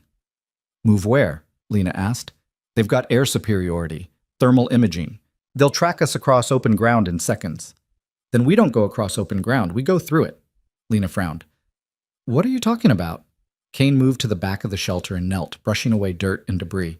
Beneath was a narrow opening, barely visible, half collapsed, leading down into darkness. Old mining tunnel, Kane said. Runs under the ridge, comes out about 2 clicks east near the river valley. I found it on my 3rd tour, used it for cache storage. You never mentioned it. Didn't think I'd need to. Kane looked up at her. It's tight, unstable. Could collapse at any moment, but it's our only shot. Lena looked at the opening, then at Salazar. Can he make it? Salazar coughed, managing a weak smile. I can make it. Just don't ask me to run a marathon after. Deal. They moved fast. Kane went first, disappearing into the tunnel. Lena helped Salazar to the opening, easing him down. He grunted in pain, but kept moving. Lena followed last, pulling debris over the entrance to conceal it. The tunnel was worse than she'd imagined. Narrow, barely wide enough to crawl through, and pitch black. The walls were rough stone, slick with moisture. The air smelled like earth and rot. They crawled in single file, feeling their way forward. No lights, no talking. Just the sound of breathing and rock scraping against gear. Above them, the helicopters landed. Lena heard boots hitting ground, voices shouting orders. The operation was beginning. She kept crawling. The tunnel descended sharply, then leveled out. Water pooled in low spots, forcing them to crawl through cold, murky liquid. Lena's side screamed with every movement. Her wound had reopened completely, bleeding freely now. She could feel herself weakening. Ahead, Kane stopped. What's wrong? Lena whispered. Collapse. The tunnel's blocked. Lena crawled forward until she reached him. In the faint light filtering through cracks above, she could see it. A wall of stone and timber blocking the passage. Can we dig through? She asked. Kane tested the debris. Maybe, but it'll take time and make noise. Then we dig quietly. They worked in silence, moving rocks one at a time, carefully, slowly. Salazar leaned against the wall behind them, conserving strength. Minutes stretched. Sweat dripped. Hands bled. And then, voices. Above them. Close. Lena froze. Through a crack in the tunnel ceiling, she could see boots. 3 pairs. Moving methodically, searching. One of the operators spoke. Grid 7 Alpha clear. Moving to 7 Bravo. Another voice responded. Copy. Air support reports no thermal signatures in immediate area. Targets may have extracted. Negative. Humvee's still here. They're on foot. Keep searching. The boots moved away. Lena exhaled slowly. They'd bought time, not much, but enough. She returned to digging. 10 minutes later, they broke through. The tunnel opened into a larger chamber, natural cave formation, high ceiling, multiple passages branching off in different directions. Kane pulled out a small LED light, shielding it with his hand. Which way? Lena asked. Kane studied the passages. East tunnel. Should bring us out near the river. They moved quickly now, able to walk upright. Salazar leaned heavily on Kane, his breathing labored. Lena brought up the rear, weapon ready. The cave system was a maze. Passages twisted, doubled back, opened into chambers filled with ancient rock formations. Somewhere in the distance, water dripped in a steady rhythm, and then Lena heard it. Footsteps. Not above them this time, behind them. She stopped, listening. The footsteps grew louder. Multiple sets, moving fast. They're in the tunnels, she said quietly. Kane swore. How? Thermal imaging picked up our heat signatures through the rock. They tracked us. How far back? Lena listened. 200 meters, maybe less. Kane looked at the passages ahead. We can't outrun them, not with Salazar. Then we don't run. Lena checked her Glock. 2 rounds. She looked at Kane. Give me your magazines. What are you doing? Buying you time. Take Salazar. Get to the river. Get the thumb drive somewhere safe. Cross, no. That's an order, Master Chief. Kane stared at her. You don't outrank me. Today I do. Lena pressed the thumb drive into his hand. Finish this. Make it count. For a moment, Kane looked like he might argue. Then he nodded once, sharp, final, and turned to Salazar. Come on, we're moving. They disappeared into the east tunnel. Lena turned back toward the approaching footsteps. She found a defensive position, a narrow bottleneck where the passage constricted, good cover, limited approach angles. She settled in, weapon raised, and waited. The footsteps grew louder. Flashlight beams cut through the darkness. Lena counted silently. 1, 2, 3 operators, leading with rifles, professional, cautious. She let them get close. 30 feet, 20, 10. She fired. The first operator dropped. The others scattered, taking cover, returning fire. Bullets sparked off stone. Lena relocated, moving fast through the shadows. She fired again. Another operator down, but now they knew where she was. They advanced in a coordinated pattern, covering each other, closing the distance. Lena had 1 round left. She waited. The third operator moved into view, sweeping his rifle across the chamber. Lena aimed carefully, exhaled, and squeezed the trigger. Click. The round misfired. The operator saw her, raised his weapon. Lena threw herself sideways as gunfire erupted. She hit the ground hard, rolled behind cover, and came up with the operator's dropped rifle. She fired without aiming. 3-round burst, center mass. The operator fell. Lena checked the rifle. Half a magazine. Maybe 15 rounds. Better than nothing. She moved deeper into the caves, following the path Kane and Salazar had taken. Behind her, she heard more voices. More footsteps. They were sending reinforcements. She ran. The tunnel narrowed, forcing her to squeeze through gaps barely wide enough for her frame. Ahead, she heard water. The river, close now. Almost there. She emerged into daylight at the edge of a cliff. Below, the river churned, swollen from recent rain. On the far bank, she could see Kane and Salazar, moving slowly but steadily toward the tree line. They'd made it. Lena looked for a way down. The cliff was sheer, maybe 40 feet. No obvious path. No handholds. Behind her, voices echoed in the tunnel. Getting closer. She had seconds. Lena looked at the river, at the rocks, at the impossible distance. Then she jumped. The fall felt endless, wind tearing at her, gravity pulling, and then impact. Cold water slammed into her like concrete. The current grabbed her immediately, dragging her under, spinning her. She couldn't breathe, couldn't see, couldn't think. She fought to the surface, gasping, and the river carried her downstream.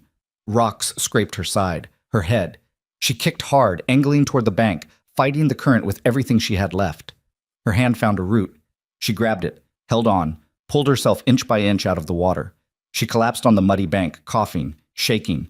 Gunfire erupted from the cliff above. Bullets hissed into the water around her. Lena forced herself up and ran. The tree line was close. She crashed through underbrush, branches tearing at her face, and found Kane and Salazar sheltering behind a fallen log. Kane grabbed her. You're alive. Disappointed?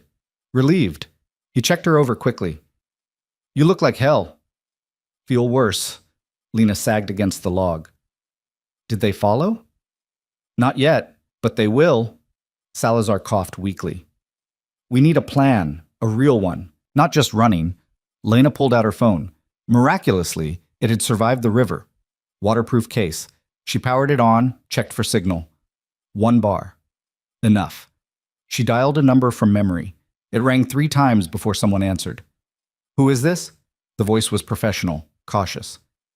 This is Petty Officer Lena Cross, serial number 4792361. I need to speak with Inspector General Morrison, immediately. A pause. The IG doesn't take direct calls. Tell him I have evidence of a Black Ops conspiracy involving General Marcus Voss, Senator Hargrave, and multiple defense contractors. Tell him I have video proof of illegal bioweapons development. And tell him if he doesn't take this call in the next 60 seconds, I'm going to the press. Another pause, longer, then, hold. Lena waited. Kane watched her, expression unreadable. 30 seconds passed. Then a new voice came on the line, older, gravelly. "This is Morrison. Start talking." Lena talked. She explained everything. The storm, the ambush, the assassination attempts, the thumb drive, Voss, Hargrave, the conspiracy at the highest levels. Morrison listened without interrupting. When she finished, there was a long silence. "Where are you now?" Morrison finally asked. "Raven Rock Highlands, East Sector, being hunted by what I estimate is a full tactical company." "On whose authority?" "Voss's. He wants us dead before we can expose him." Morrison was quiet again. Then, "How do I know you're telling the truth?" "Because I'm sending you the video right now." Lena pulled the thumb drive from Kane's hand, connected it to her phone, and uploaded the file. "Check your secure server. Password is Hotel Alpha Lima Echo." "Hail." Of course it was. She waited. Morrison's breathing changed. "Received. Reviewing now." 30 seconds passed, then a minute. Then Morrison swore, long, bitter, and creative. "This is authentic," he said finally. "I know. This goes to the Joint Chiefs, to the President. This is—" He stopped himself. "You need to get somewhere safe, now. I'm sending a team to extract you." "How long?" 40 minutes? Maybe less." "We might not have 40 minutes." "Then make time, petty officer, because you just started the biggest shitstorm in military history." The line went dead. Lena looked at Kane. "Help's coming." "We need to hold for 40 minutes." Kane checked his ammunition. "We've got maybe 30 rounds between us, no grenades, no air support, against an entire tactical company." "Then we be smart." Lena scanned the area. Dense forest, uneven terrain, good cover. "We use the environment, hit and run, make them think we're a larger force, keep them cautious." Salazar laughed, weak, pained. "You want to bluff our way out of this?" "You got a better idea?" "No, but I like your style." They moved deeper into the forest, setting up defensive positions in a loose triangle. Lena took the northern approach. Kane took west. Salazar, despite his injury, covered the southern flank with his remaining ammunition. And they waited. The enemy came 20 minutes later.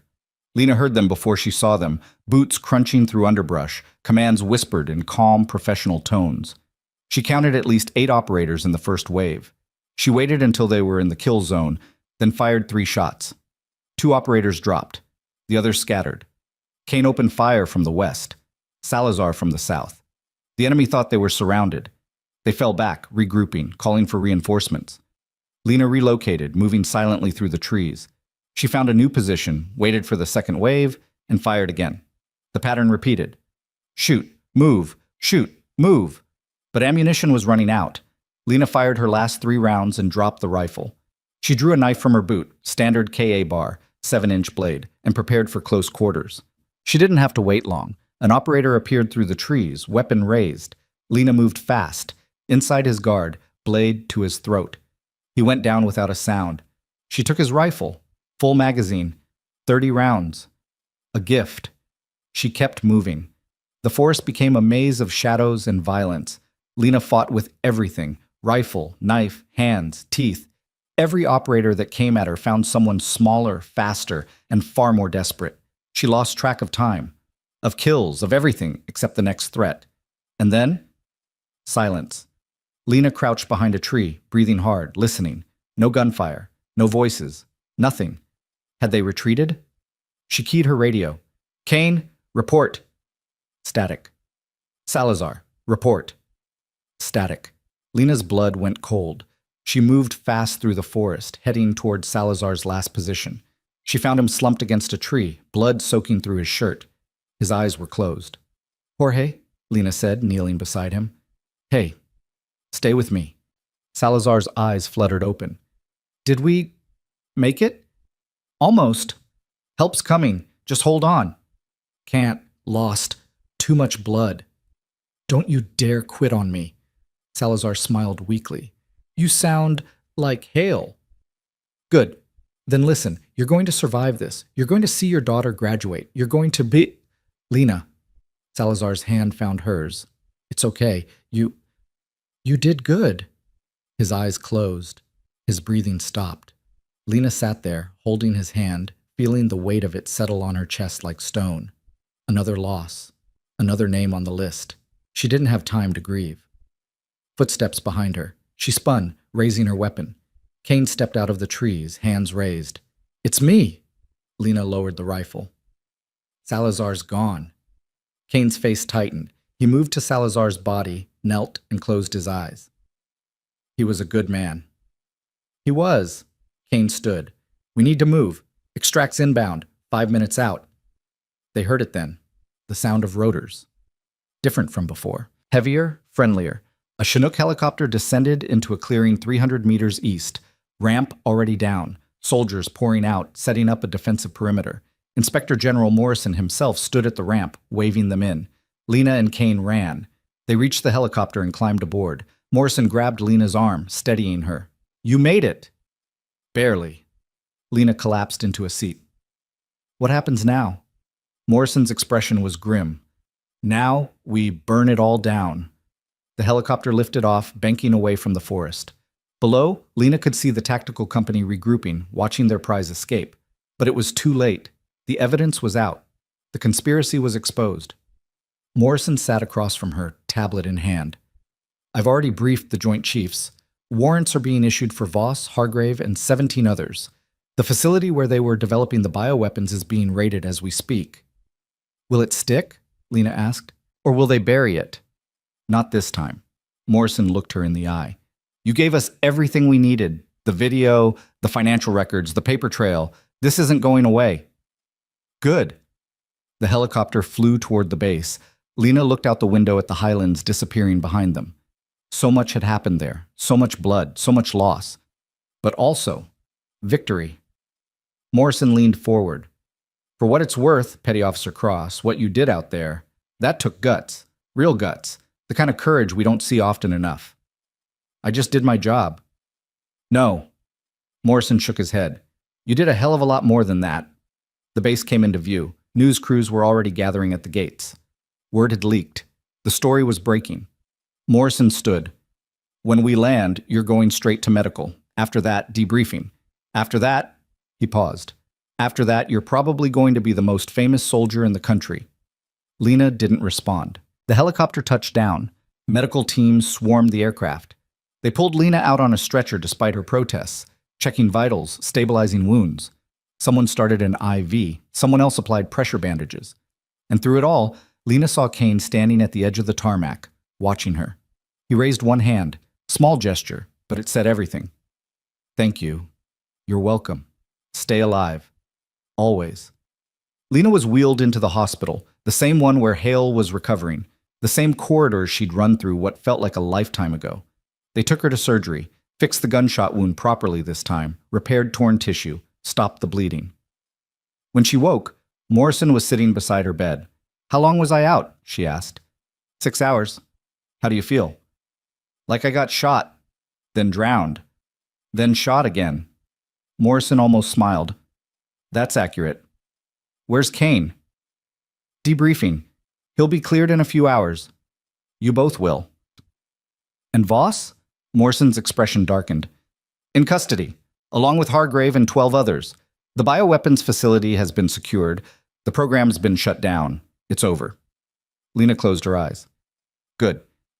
There's something else." Morrison pulled out a folder. "The president wants to see you. Personal commendation. Medal of Honor, probably." Lena's eyes snapped open. "What? You exposed a conspiracy at the highest levels of government. You saved countless lives. You're a hero, Cross, whether you like it or not." "I don't want to be a hero. I just wanted to bring Hale home." "You did. He's awake, by the way, asking for you." Lena sat up despite the protests from her body. "Take me to him." Morrison helped her into a wheelchair and pushed her down the corridor to Hale's room. The guards at the door stepped aside. Hale was propped up in bed, looking tired but alive. His eyes brightened when he saw her. "Cross? Colonel? I heard what you did. All of it.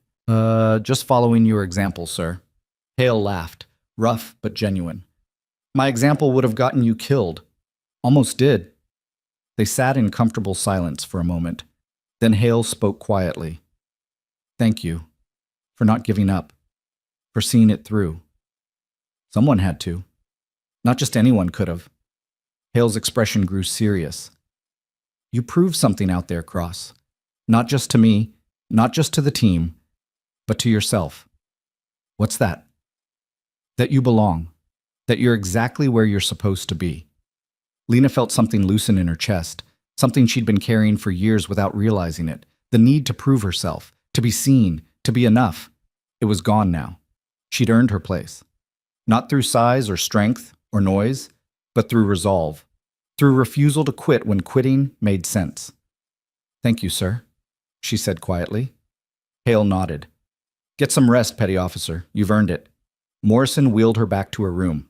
The hospital was quiet now. Most of the chaos had settled, but outside the storm was just beginning. News of the conspiracy broke worldwide within hours. Headlines screamed, politicians scrambled, defense contractors lawyered up. General Marcus Voss was arraigned on 17 counts, including conspiracy, murder, and treason. Senator Hargrave resigned in disgrace. The bioweapons program was publicly dismantled. And through it all, one name kept appearing in every story, every broadcast, every headline. Lena Cross, the quiet sniper who'd taken down an empire. Days passed. Lena healed. The stitches came out. The pain faded. Kane visited often. They didn't talk much. Didn't need to. They'd been through the fire together. That was bond enough. On the 7th day, Morrison returned. "The president scheduled you for next week," he said. "Medal of Honor ceremony, full military honors. The works." Lena nodded. "Understood. There's something else." Morrison pulled out an envelope. "This came for you, from Voss." Lena's blood went cold. "What does he want?" "Read it." She opened the envelope. Inside was a single handwritten note. "You were right. I was wrong. That's all there is to it." Lena stared at the words for a long time. Then she folded the note and handed it back to Morrison. "Burn it." "You sure?" "I don't need his confession. I know what I did. That's enough." Morrison took the note and left. Lena sat alone in her room, looking out the window at the base below. Soldiers moving with purpose. Helicopters landing and taking off. Life continuing. She'd changed it. All of it. Single-handedly torn down a conspiracy and rebuilt trust in a system that had nearly broken. But the cost? Salazar was gone. Others had died. And the scars, physical and otherwise, would never fully heal. Was it worth it? Lena thought about Hale, about the team, about the millions of lives saved by shutting down the bioweapons program. Yes, it was worth it. A knock at the door pulled her from her thoughts. "Come in." The door opened, and standing there, leaning on crutches but upright and alive, was Colonel Adrian Hale. Behind him stood Kane, Riley, and a dozen other members of the team. "We heard you were getting a medal," Hale said. "Apparently. Thought we'd come congratulate you early." "You didn't have to." "Yeah," Kane interrupted. "We did." They filed into the room, filling it with presence and warmth. Someone had brought beer, unauthorized, definitely against hospital policy, but no one seemed to care. Riley raised his bottle. "To Lena Cross, the toughest damn operator any of us have ever served with." The team echoed the toast. Lena felt her throat tighten. She raised her water cup. "To the team. I couldn't have done any of it without you." They drank, and for the first time in weeks, Lena allowed herself to smile. The conversation flowed. Stories were shared. Jokes were made. The weight of everything that had happened began, slowly, to lift. And then Hale pulled her aside. "There's one more thing," he said quietly. "What's that?" "When you're cleared for duty, I want you leading your own unit. Hand-picked team. High-value targets. The kind of work that matters." Lena blinked. "Sir, I'm not—" "Yes, you are. You've proven it, and I'm not the only one who thinks so." Hale smiled. "You've got a gift, Cross, for seeing what others miss, for doing what others won't. We need that.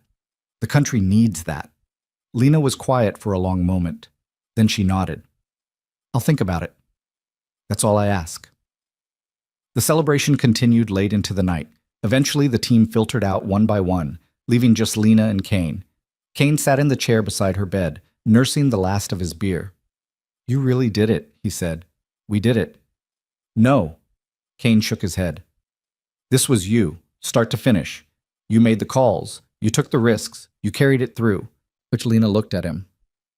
"You sound like you're trying to convince me of something." "Maybe I am." Kane leaned forward. You spent your whole career being underestimated, being told you were too small, too quiet, too whatever, and you let it drive you. But now, he gestured around the room. Now everyone knows. Now there's no question. So? So maybe it's time you stop trying to prove yourself, because you already have. Lena sat with that. It felt true. It felt right. Okay, she said quietly. Kane stood, stretched. Get some rest. Big week ahead. He left. And Lena lay back in her bed, staring at the ceiling, feeling the full weight of everything settle. She'd done it. Against impossible odds, against an entire conspiracy. She'd won. But as she drifted toward sleep, one final thought nagged at her. Voss's note, the handwriting. Something about it felt wrong, too neat, too controlled. For a man facing life in prison, he'd seemed calm, almost like he'd been expecting this. Lena's eyes snapped open. She grabbed her phone, dialed Morrison. It's 3 a.m, Cross. Where's Voss being held? Fort Meade, maximum security. Why? I need you to check something. His cell, his personal effects, everything. What am I looking for? Anything that doesn't belong. Morrison was quiet, then, hold on. 10 minutes passed. Then Morrison's voice came back, tight and urgent. There's a phone, hidden in the wall of his cell, recently used. Lena's stomach dropped. Trace the number. Another pause. It's a burn phone, registered to a shell company, the same shell company that funded the bioweapons program. He's still operational, Lena said quietly. Even in custody, he's still pulling strings. How is that possible? Because we didn't get everyone. There's still someone on the outside, someone we missed. And as she said it, Lena's phone buzzed. Unknown number, she answered. A voice, distorted, mechanical, spoke. Hello, Petty Officer Cross. Impressive work. But the game isn't over. Not yet. The line went dead. Lena stared at her phone, the mechanical voice still echoing in her mind. She pulled the battery out, crushed the SIM card under her heel, and threw the pieces across the room. Morrison's voice crackled through the hospital room phone. Cross, what just happened? They know I'm on to them. Whoever's left, they're making contact. Lena was already moving, pulling on clothes over her bandages. I need access to Voss's call logs, every number, every contact, everything. That'll take hours to decrypt. Then start now. She hung up and called Kane. He answered on the first ring. What's wrong? We missed someone. Someone big. They just called me. Kane was silent for 2 seconds. I'm on my way. Lena finished dressing and stepped into the hallway. The night shift nurse looked up, startled. Ma'am, you can't. Watch me.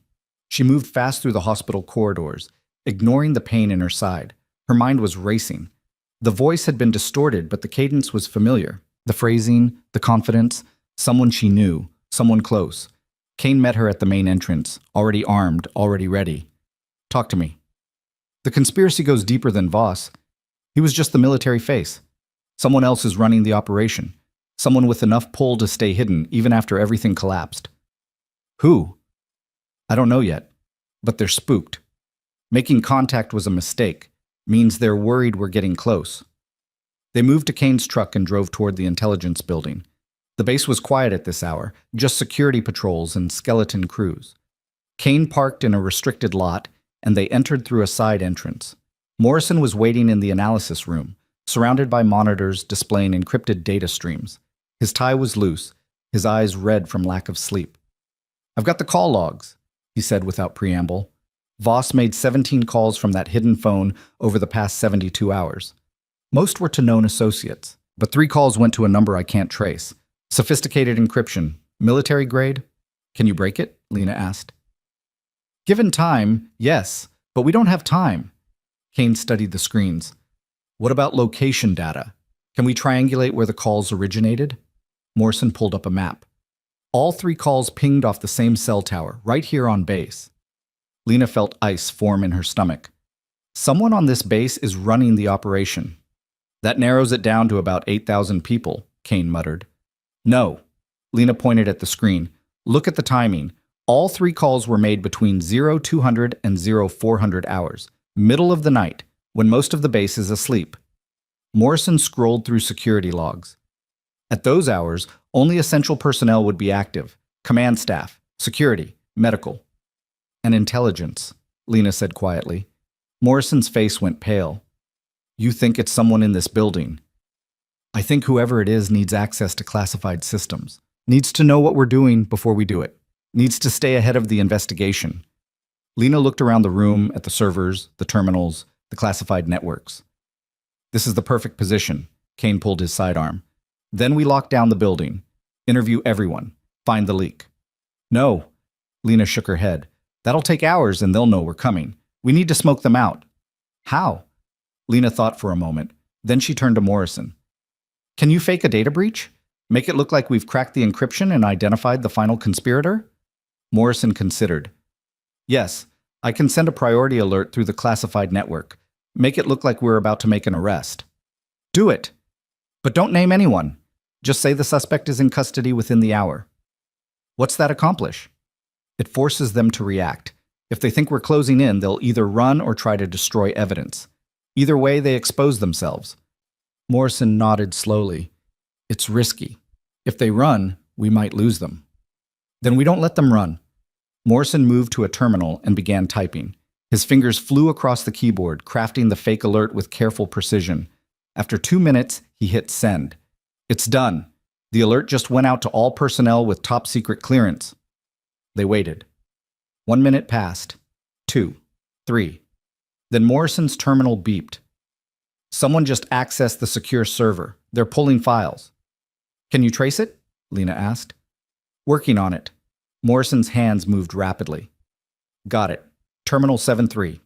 3rd floor. Office of Deputy Director Caldwell. Lena's breath caught. Margaret Caldwell? Kane swore softly. She's been with intelligence for 20 years. Impeccable record. Multiple commendations. Perfect cover, Lena said. She was already moving toward the stairs. How many exits on the 3rd floor? 3. Main stairwell, service stairs, and emergency ladder. But Kane, take the service stairs. Morrison, cover the ladder. I'll take the main approach. They split up. Lena climbed the stairs 2 at a time, weapon drawn, adrenaline overriding pain. She reached the 3rd floor and moved silently down the corridor. Office lights were off except for one at the end of the hall. Caldwell's office. Through the frosted glass door, Lena could see a figure moving rapidly, pulling files from a safe, stuffing them into a bag. Lena approached quietly, positioned herself beside the door, and waited. Inside, Caldwell finished packing and moved toward the exit. The door opened. Lena stepped into view, weapon raised. Going somewhere, ma'am? Caldwell froze. She was in her 50s, gray hair pulled back, wearing civilian clothes instead of her uniform. Her expression shifted from surprise to calculation in an instant. Petty Officer Cross, you should be in the hospital. Funny. I was about to say you should be in a cell. Caldwell's hand moved toward her jacket. Don't, Lena said quietly. I will drop you before you clear leather. Caldwell's hand stopped. She smiled, thin, cold. You're making a mistake. I'm not the enemy here. No? Then why are you pulling classified files at 4 a.m? I could ask you the same thing. Difference is I'm not trying to destroy evidence. Caldwell's smile faded. You have no idea what you've stumbled into, Cross.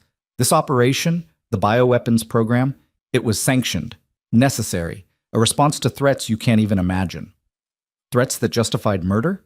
Assassination? Treason? Treason? Caldwell laughed.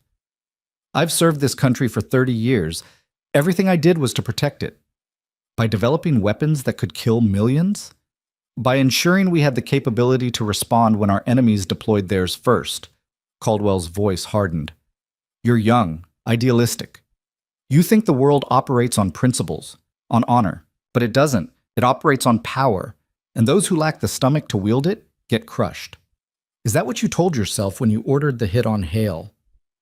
Hale was a liability. He would have exposed the program prematurely before we had the leverage to defend it politically. So you tried to kill him. I tried to protect a vital national security initiative. Lena's finger tightened on the trigger. By that logic, I should shoot you right now. Protect the initiative of truth and justice. Caldwell's eyes narrowed. You won't. You're too principled, too bound by rules. You're right. I am bound by rules. Lena lowered her weapon slightly. Which is why you're under arrest instead of dead. She keyed her radio. Kane, Morrison, 3rd floor, Caldwell's office. Suspect secured. Footsteps echoed in the stairwell. Kane emerged first, weapon ready. Then Morrison, flanked by 2 security officers. Caldwell looked at them all, her expression unreadable. This won't end the way you think. I have allies. Resources. This conspiracy, as you call it, involves people far more powerful than you can touch. Maybe, Lena said. But we'll start with you and work our way up. Morrison stepped forward with handcuffs. Deputy Director Margaret Caldwell, you're under arrest for conspiracy, murder, treason, and about 40 other charges I'm still working out. Caldwell didn't resist as Morrison cuffed her, but she looked at Lena one last time. You think you've won, but all you've done is painted a target on your back. The people I work for don't forgive, they don't forget, and they will come for you.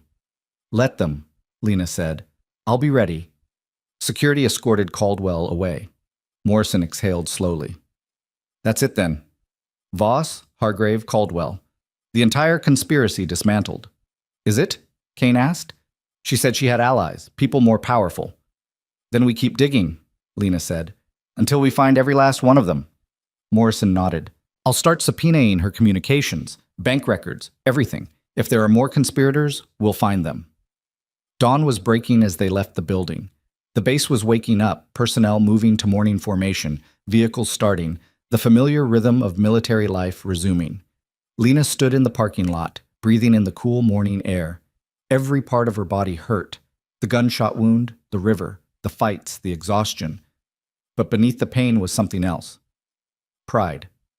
Not the loud, boastful kind, but the quiet satisfaction of knowing she'd done what needed to be done, no matter the cost.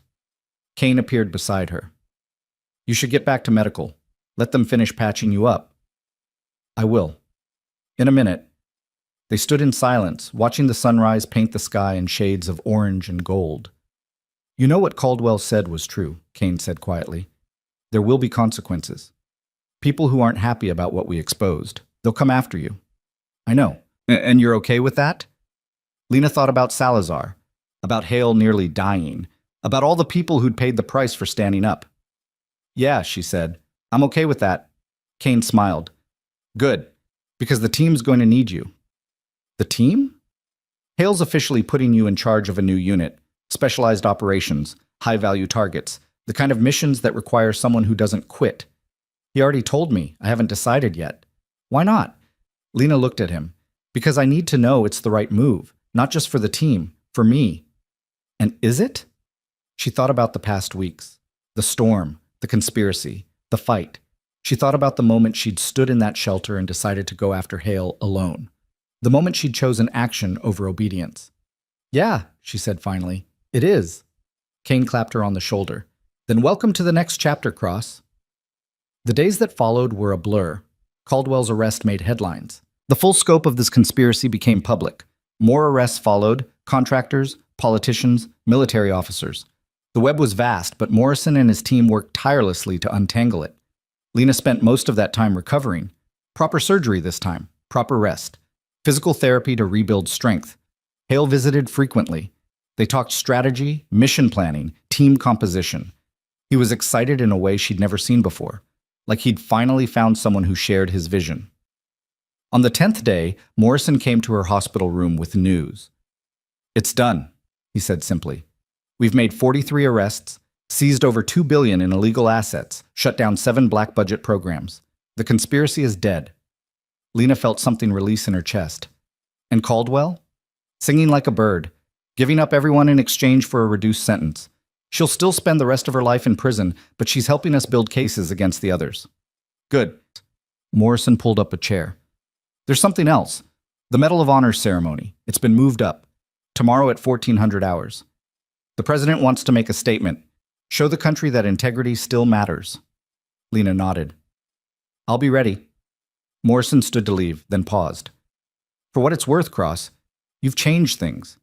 Not just by exposing the conspiracy, but by showing people that doing the right thing, even when it's hard, even when it's dangerous, that it matters, that it's worth it. I just did what anyone would do. No. Morrison shook his head. Most people would have looked the other way. would have followed orders, would have protected themselves. You didn't. And that's what makes you extraordinary. He left. Lena sat alone with that thought. Extraordinary. The word felt too big, too grand. She wasn't extraordinary. She was just Lena Cross, a sniper who'd made hard choices and lived with the consequences. But maybe that was enough. The ceremony was held in the main parade ground. Hundreds of personnel assembled in formation. Press cameras lined the perimeter. Flags snapped in the wind. Lena stood at attention in her dress uniform, medals gleaming on her chest. Beside her stood Kane, Riley, and the rest of the team. Hale sat in the front row, still on crutches, but present. The president, a woman in her 60s with steel gray hair and sharp eyes, took the podium. Today we honor a soldier who exemplifies the highest ideals of military service, the president began. Petty Officer First Class Lena Cross put her life on the line not once, but repeatedly, to protect her commander and expose a conspiracy that threatened our national security. She acted with courage, integrity, and unwavering commitment to justice. The president motioned Lena forward. Lena marched to the podium, her movements crisp despite the lingering pain. The president held up the Medal of Honor, a pale blue ribbon supporting a bronze star. For conspicuous gallantry and intrepidity at the risk of life above and beyond the call of duty, I present the Medal of Honor to Petty Officer First Class Lena Cross. She placed the medal around Lena's neck. The parade ground erupted in applause. Lena stood at attention, feeling the weight of the medal against her chest. It was heavier than she'd expected, not the physical weight, but the meaning behind it. The president leaned in, speaking quietly so only Lena could hear. Thank you for reminding us what honor looks like. Lena nodded once. Thank you, ma'am. The ceremony continued with speeches and tributes. Lena stood through all of it, maintaining composure, even as emotions threatened to overwhelm her. When it finally ended, the formation dispersed. People approached, fellow soldiers, officers, civilians, all wanting to shake her hand, offer congratulations. Lena accepted it with grace, but inside she felt detached, like she was watching someone else's life unfold. Eventually, Hale made his way over, leaning heavily on his crutches. Well, Cross, how does it feel to be a national hero? Surreal. Get used to it. You're going to be famous for a while. He gestured toward the crowd. But don't let it change you. Fame is fleeting. Character lasts. I'll remember that, sir. Hale smiled. I know you will. Now come on. The team's throwing you a proper celebration. And by proper, I mean highly inappropriate and probably violating at least 6 regulations. Lena laughed, the first real laugh in weeks. Lead the way. The celebration was held off base at a local bar the team had rented out. Music played, beer flowed. Stories were told and retold, each version more exaggerated than the last. Riley regaled everyone with his version of events, making Lena sound like some kind of superhuman warrior. She tried to correct him, but he waved her off. Let me have this, Cross. I need to tell my grandkids I served with a legend. While Kane appeared with 2 beers, handing one to Lena. To surviving the impossible. They clinked bottles and drank. You know, Kane said, I've been thinking about what you said, about not leaving people behind. Yeah? I think that's what defines you. Not the shooting, not the tactics, but the refusal to abandon people when it matters most. Lena considered that. Maybe. Not maybe. Definitely. Kane looked around the room at the team. You've inspired these people, Cross. Shown them what's possible when you don't give up. I'm not a role model, Chief. That's exactly what a role model would say. The night wore on. Eventually, people started filtering out. The team said their goodbyes, promising to see Lena at the new unit's first briefing. Lena stepped outside into the cool night air. The parking lot was mostly empty. Stars filled the sky above. She pulled out her phone, a new one, secured, encrypted, and dialed a number. A woman answered. Hello? Mom, it's me. It's Lena. Her mother's voice flooded with relief. I've been watching the news. Are you okay? I'm fine. Better than fine. They're saying you're a hero, that you stopped some kind of conspiracy. Something like that. Her mother was quiet for a moment. Your father would be proud. I'm proud. Lena felt her throat tighten. Thanks, Mom. When can I see you? Soon. I've got some things to wrap up here first, but soon. I'll hold you to that. They talked for a few more minutes, small talk, family updates, normal things that felt surreal after everything she'd been through. When Lena hung up, She found Hale standing nearby, watching her. "Family?" he asked. "Yeah." "Good. Don't lose sight of that. This job, it'll consume you if you let it, but family keeps you grounded." "I'll remember." Hale shifted on his crutches. "I meant what I said about the new unit. It's yours if you want it. Full autonomy, hand-picked team, missions that actually matter." "I know. So what do you say?" Lena looked up at the stars, thinking about everything that had led to this moment. The storm, the conspiracy, the fights, the losses. She thought about Salazar, who died believing she could finish what they started. She thought about all the people who'd underestimated her, dismissed her, doubted her. And she thought about the woman she'd become through all of it. "I say yes," Lena said. "Let's build something that lasts." Hale smiled. "That's what I wanted to hear." 6 months later, the new unit was operational. Officially designated as Special Operations Task Force Raven, the team consisted of 12 operators, each one hand-selected by Lena for their skills, integrity, and ability to function under impossible conditions. Kane served as second-in-command. Riley handled logistics.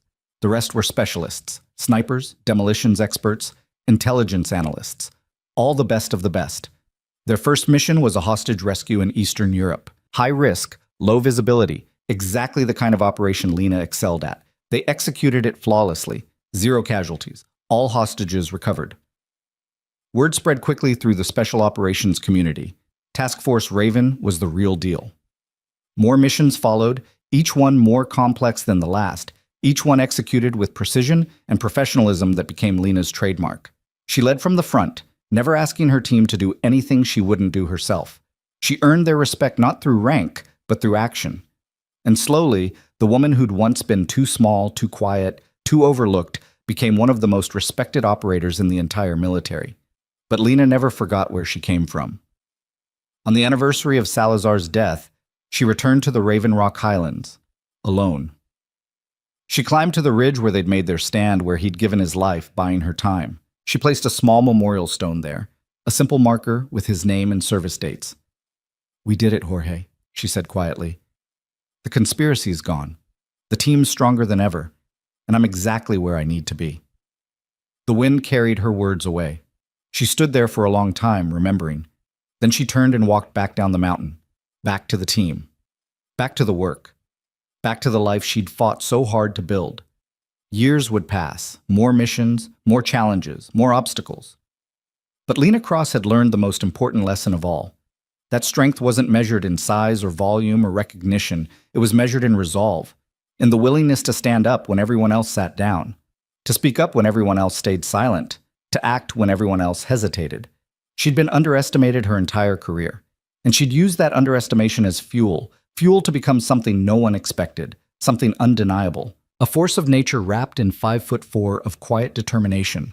And anyone who made the mistake of judging her by her appearance quickly learned the truth, that Lena Cross was exactly where she belonged, at the front, leading, unstoppable. The memorial stone stood on the ridge, weathering seasons and storms, a testament to sacrifice and courage. But down in the valley, in the operations center where Task Force Raven planned their next mission, life continued. Lena stood at the head of the briefing table, her team assembled around her, studying maps and intelligence reports. "All right, people," she said, her voice calm and authoritative. "Here's what we're dealing with." The team leaned in, ready, trusting, because they knew. When Lena Cross was in charge, the mission would succeed, not because she was the biggest, not because she was the loudest, but because she was willing to do whatever it took. And that made all the difference. The briefing continued late into the night, and somewhere far away, in the darkness, another threat was forming. Another challenge was rising, but Lena Cross had learned long ago that challenges were just opportunities in disguise, opportunities to prove, again and again, that she belonged, that she mattered, that she would never stop fighting for what was right, no matter the odds, no matter the cost. Because that's what heroes do, not the loud ones, not the obvious ones, but the quiet ones, the ones who refuse to be overlooked, the ones who change everything, one mission at a time, one choice at a time, one impossible moment at a time. And as Lena looked around the table at her team, her family, She knew with absolute certainty that this was exactly where she was meant to be. Not because someone gave her permission, but because she'd earned it every single step of the way. Never measure someone by how they look. Measure them by what they do when everything is on the line.